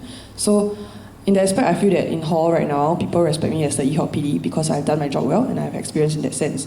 But if you're talking about a president, I have no experience yet. So I would not expect them to respect me immediately, but they would definitely take time to see what I've done and what I'm doing before they decide that, okay, I'm giving her my respect because she's really doing her job.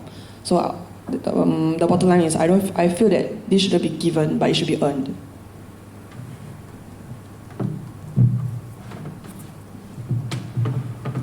Yeah, I think for me personally, I don't think I will ponder too much about this question, because I feel that, like Brenda has said, respect is to be earned, and in my opinion, the people whose life I have had the privilege to enter, work with, communicate, interact with them, I believe that those people respect me for the work I've done, and me just fundamentally as a friend. Yeah. And then most importantly, I feel that before you can earn the respect, you need to give respect. So as the president, I think you need to respect every individual's like what their personal goals are in Hall. So to earn the respect, it's not going to be an easy task because there's 486 of us. But it's going to be something that I hope to do.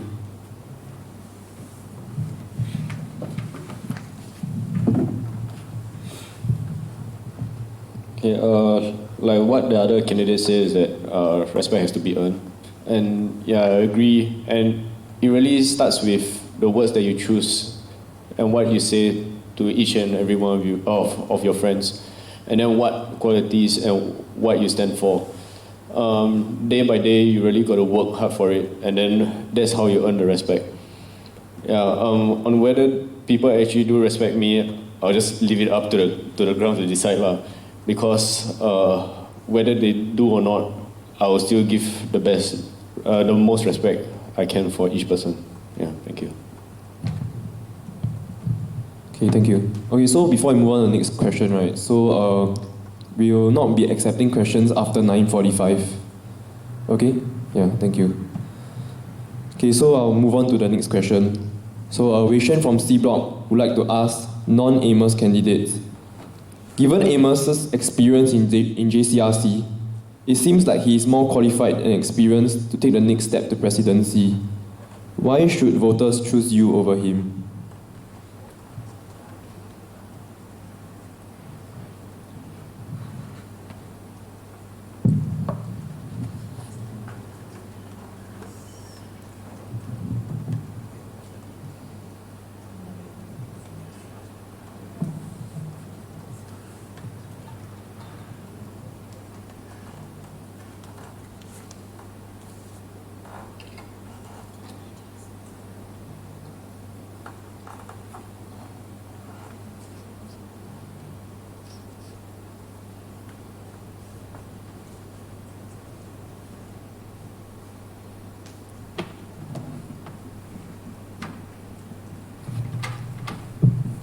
Okay, so the question was, since Amos is in JCRC, wouldn't he be a suitable candidate for the JCRC, for the president role?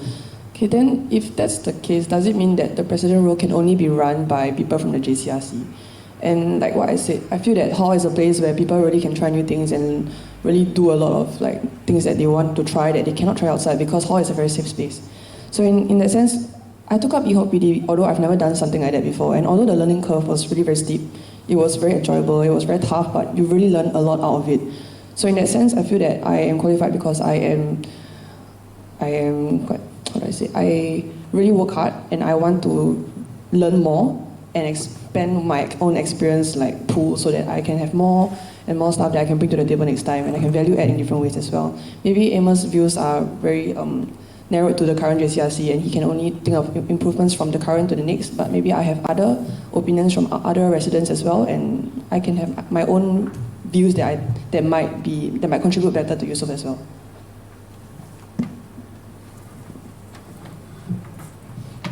Okay, so my point would be that I'll revert back to my speech just now. It's not possible to be the best at everything. Yes, Amos definitely has a stronger subject matter understanding of the JCRC than both me and Brenda. But I believe that the meshing and the meshing of various directors and the whole JCRC as a team, that's what's going to be the most important as the president in the JCRC. Yeah. Because it's about empowering your fellow leaders to do the best they can, and not being the best to do their job for them, if that makes sense. Yeah, so from the past of all my leadership experiences, that's what I've aimed to do, and that's what I will continue to do if I get elected.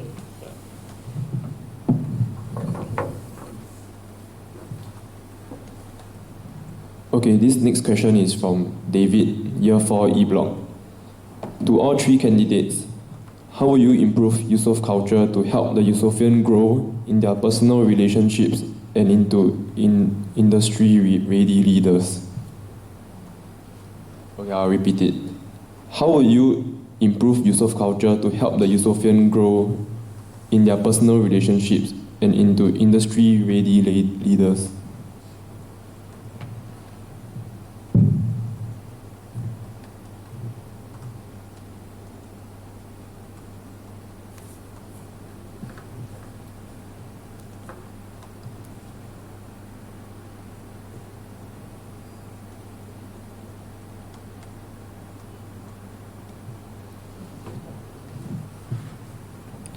How will you improve Eusoff culture to help the Eusoffian grow in their personal relationships and into industry-ready leaders?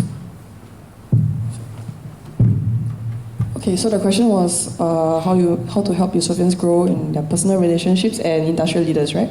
To be good industrial leaders. Okay, so for personal relationships, I feel that this is where soft skills play a very, very big part. So in a sense, by working in different committees, your own sports, your own dance and drama, you are already working with different people, so you know how different people work, and from there you can learn a lot of skills like how to work with different types of people basically. And on the topic of industrial leaders, okay, in this aspect, I heard that a few years back there was a coaching class by Photoshop by a senior who was very good at it, and I feel like that's a very, very good idea because if it was me, I would really want to join that, which is why I mentioned, Bobby, can you teach Python to us? Like if the hackers can really do something like that, it'll be very good. We can learn a lot of new skills. And this is also what I was talking about by creating value-added sessions where Eusoffians can really impart what they are good at to other people. So in that sense, if we are able to learn from each other and then we can bounce off like different skills and stuff, we can leave hall with even more skills and values, and we can have better people skills as well through our interaction with different people in hall. Yeah, that's my answer.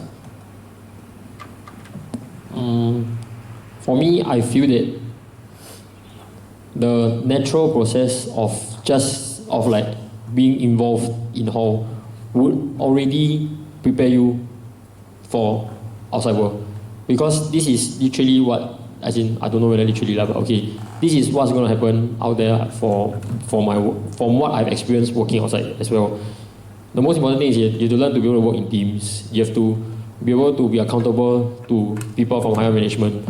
Yeah, so the entire process of being in hall, trying out new things, being in committees, being accountable to each other, these are things that is quite difficult to find if you're not staying in hall. And to continue this and to make this aspect even better will definitely be what Brenda has suggested, which is to continue leveraging on our alumni, which is where La Soiree comes into play, the Eusoff bursary, the Eusoff beneficiary, EBP comes into play. Yeah, where you need to create these connections and where Eusoffians have the chance, which is quite rare outside, to actually sit down with industry experts to find out more about what people are looking outside. Because I can say for sure that what I thought employers were looking for when I was a year one versus now is drastically different. And that has a large part to play with talking to a lot of these seniors. Yeah.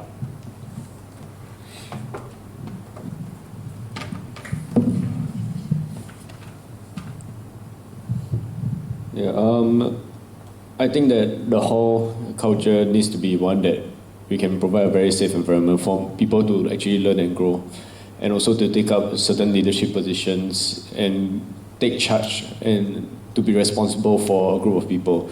So this will definitely help in both their personal and their industry. And then for this to happen, the JCRC and the CCA leaders actually need to be chosen properly, and also to groom each other rather than just instructing one another when it comes to their committee and their CCAs. Yeah, but overall I think Hall is not solely responsible on grooming people into industry-ready leaders, because there's only so much that Hall can provide. But then there are so many aspects of being leaders in a certain industry.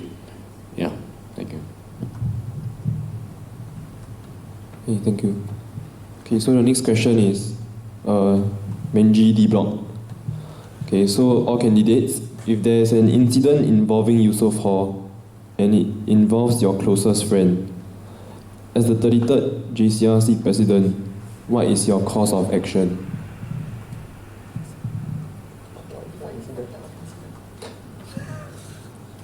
Okay, then we move on to the next question first. So Benji, if you are watching this, right, can you be more specific, like what kind of accident? Okay, so now we move on to the next question. Okay, Zachary, year 1 E Block. Name one mistake you've made in Eusoff.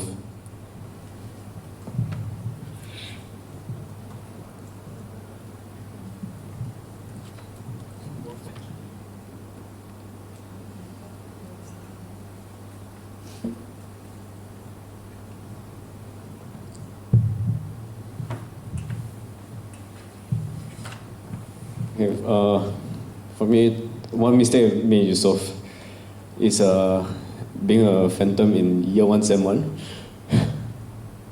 Yeah, because I didn't really get to interact much with my blockmates and the freshmen in year 1. It's only until sem 2 that I started to be more involved, and then that's when I started to realize actually how fun hall is. And then there's more to just attending your CCAs and doing whatever you're tasked to do. So it's about the friendships which I think that I kind of missed out on in year 1, sem 1. Yeah, thank you.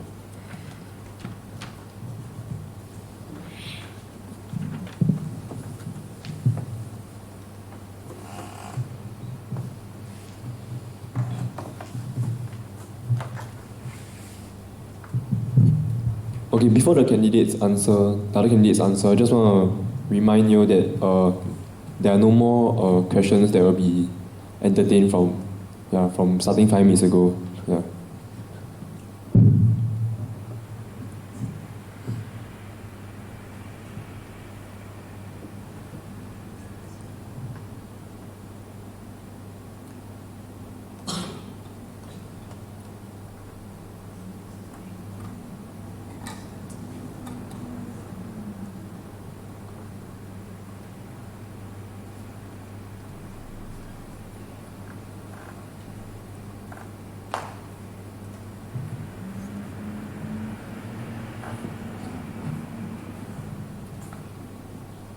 Okay, I go first.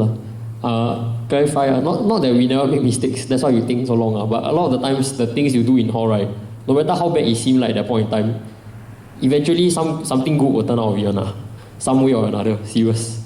Okay, I think for me, okay, I think, okay, the biggest mistake I would say would be my transition from year 1 to year 2 when I decided to move from short wing of A block to long wing of A block. Because from then onwards, I had zero privacy whatsoever.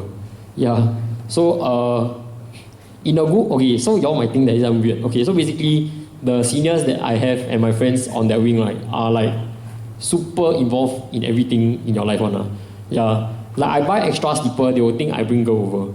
So like got a lot of random, like zero privacy whatsoever. Like, but okay, so it's a mistake when I look like at that point in time, because like everything they ask you don't want to wake up for breakfast, they wake you up for breakfast. Then you're not studying, they will kacau you to study, etc. So that's why I say on looking back, right, it's not a mistake because that decision gave me my biggest group of brothers ever. Yeah. So yeah, all of you if you are watching, all of you please don't graduate. Okay, like what Jinhao said, it's not that I don't make mistakes, I just really cannot think of one specific one. Okay, I think I will tackle it from a regret perspective. I feel that the most regret I felt this year was that I'm not as close to the people that I was very close with last year anymore, because after they moved up to A4, we got lazy to go up and continue to, I guess, make the friendships even better. So yeah, I'm sorry guys, we used to visit you a lot on A1, but now we don't. But it's okay, we are still friends at the end of the day, right? Okay, thank you.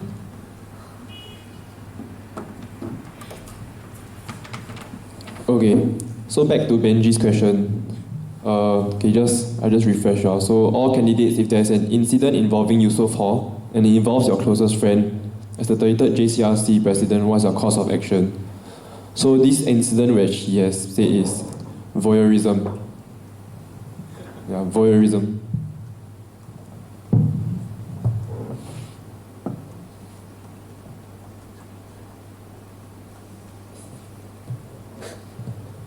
Closest friend being the victim or the...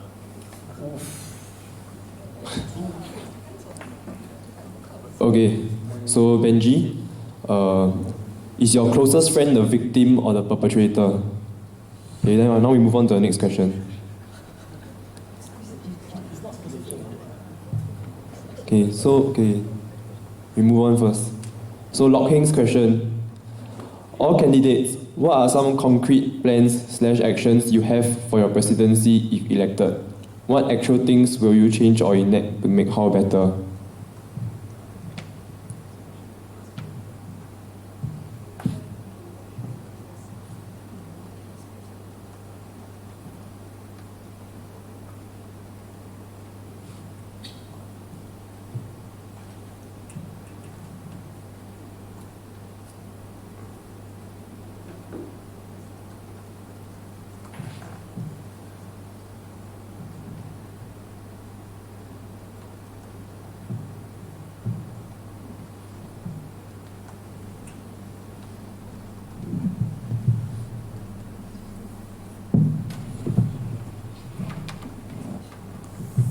Okay, so for this question, I'm going back to what I talked about, the value-added sessions, because I really strongly feel for those kind of setting.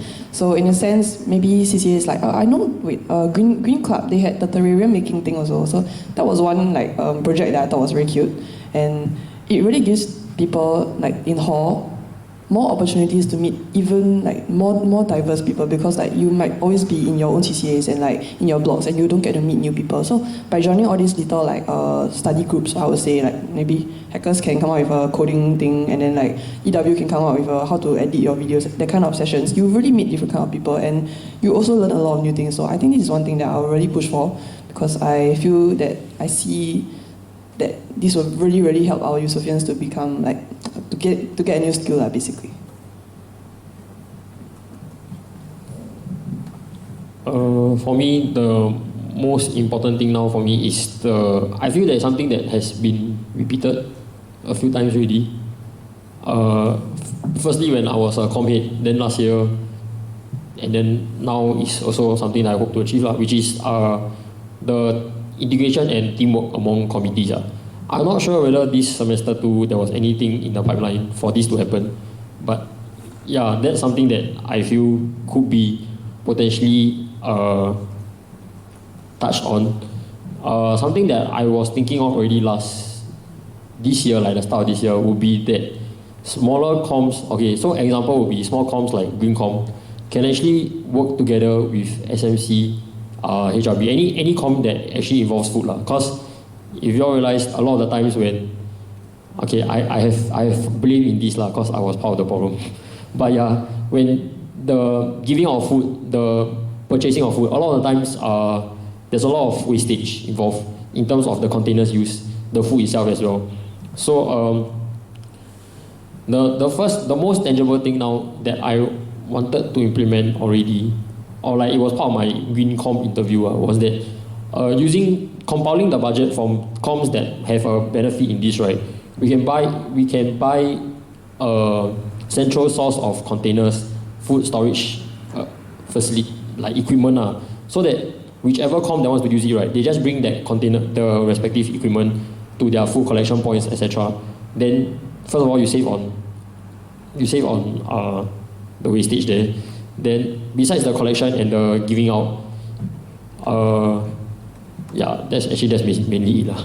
That's my most tangible thought as of now.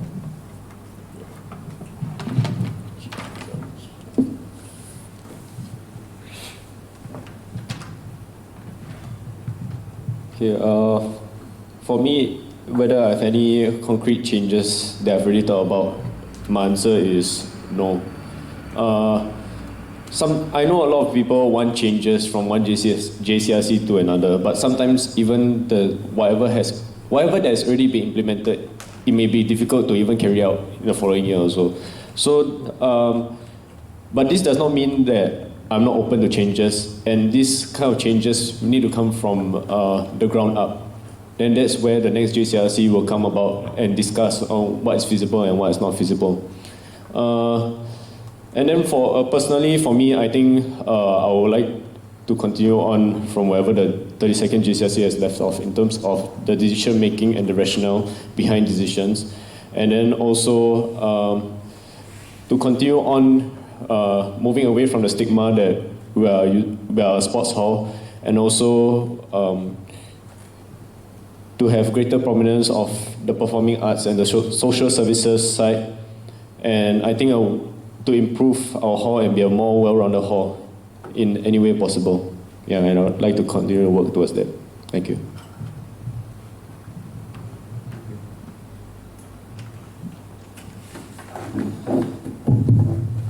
Okay, so next question is from Wei Xuan. So what plans do you have considering your team for the coming JCRC? Do you have people you have considered? And yeah, considering the importance of teamwork that you have all mentioned.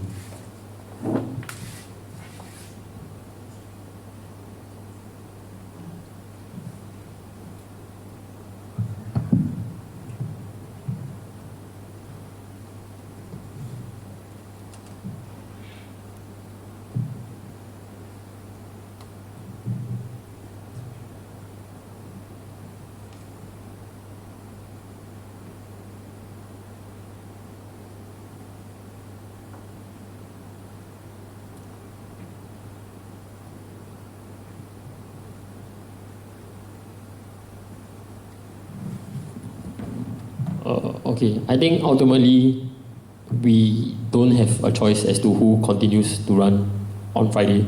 But I don't think it's wrong to discuss with some of your friends regarding your own desire to run. And if the question just comes about are you intending to run and then they say yes, then it's not wrong to have a discussion about it lah. So no, as in yes, I have talked to people about it. I have asked whether they want to run for certain positions in the event I get it, and then we can be in the JCRC together lah. Cause the friends you make from certain committees you definitely know how they work already. So that already gives you a head start in certain areas. And yeah, I mean at the end of the day, there will always be people that we have never worked with before. Just like last year lah, many of the directors were chosen before the president was. So yeah, it's not like our president had a choice. Yeah.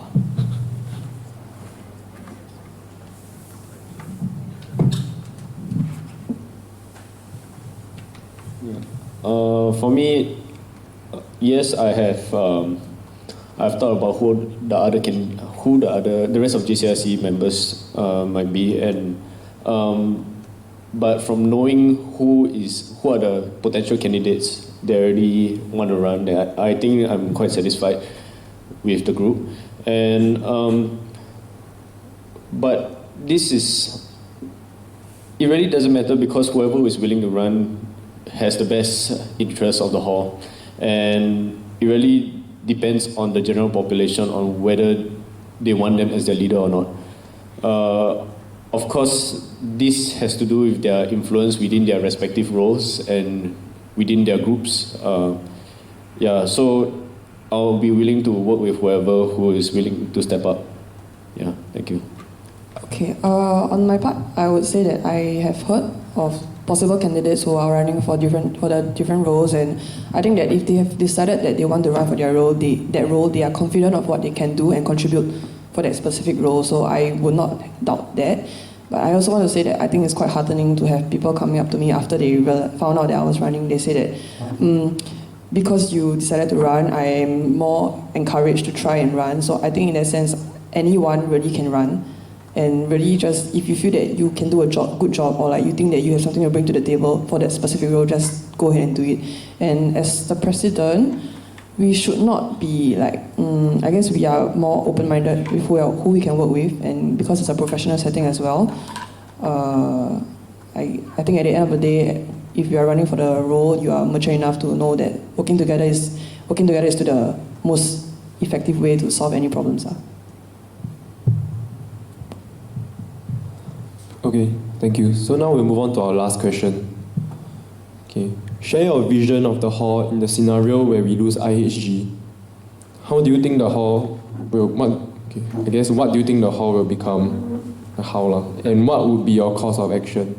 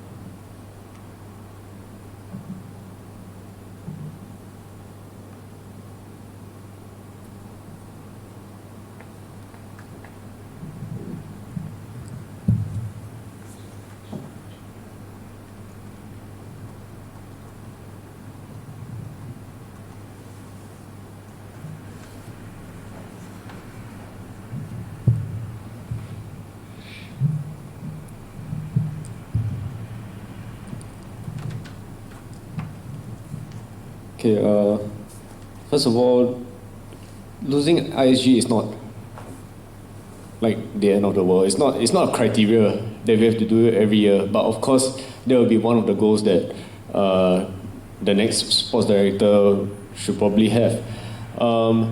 Yeah, but also losing really doesn't matter because it's the process that is more important. The friendships and the memories and whatever hard work they put in that is more important.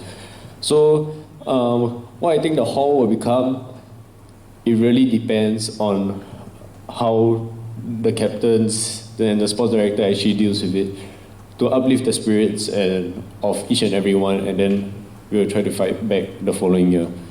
The next course of action, yeah, it really depends on the situation, on how down everybody is feeling. But yeah, we need to understand that ISG is not everything. It does not define who we are as Eusoff Hall. It's just a small part of the whole aspect. Yeah, thank you.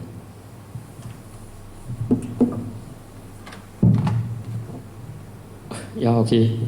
Yeah, definitely. ISG is not the end of everything, and I feel that more importantly than it not defining us as Eusophians, whatever defines your whole experience is what you intend to make out of it. So, no matter the results, it will definitely be up to the leaders, and more importantly, I feel is each and everybody on the ground, because if we lose, right, we lose together. No matter what, we lose together. So it's up to your neighbors, your friends, the people staying beside you to rally together, cheer you up, and move on from there. Because even after ISG, there's still many events that we can be proud of. Yeah. So then the next course of actions will really, as Emma said, be a day by day thing. See what's the situation like. Then we decide from there. Okay, so losing ISG, for most sports people, that would definitely be a blow because everyone trains hard in order to try to get something at a competition. So definitely there will be a lot of people that are very disheartened, and like what Tinao and Amos mentioned, we really have to console them, and it starts with everyone. So it's not just the JCRC only. I really think it's everyone. Everyone has a part to play, like from your captains, from your friends, and like the block committee. They will try to definitely try to lift the spirits up, and yeah, and similar to what they have already mentioned, you really have to gauge how they are feeling in order to come up with like events or like little mini like surprises to like really make people feel better. Yeah, in a way, it's really a healing process, I would say, if that really happens, because definitely it's a blow, and we have to get ready to stand up again and like face Sem 2 after ISG. And Sem 2, there's also a lot of other events, so definitely we should really recover, focus on recovering, and then have more fun in Sem 2, so we don't keep thinking about the loss, that's all. Yeah, and work harder next year.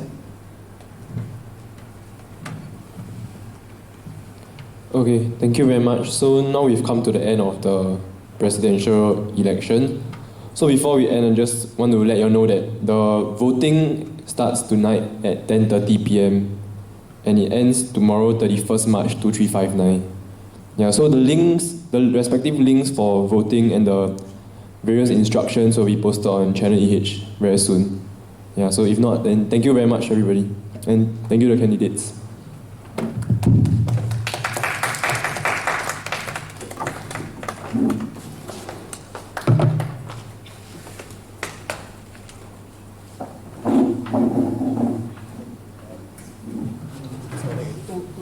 Guys, so we're not answering Benji's question. Yes, all these questions. I don't want to end on that question. Like, we get to end on that question. And it has zero value to the topic. Yeah, it has no relevance. No one is gonna answer and say I'm gonna support him. Yeah, honestly. No one's gonna answer that. Everyone's gonna say I'm gonna be fair. And if he's my good friend, I'm sure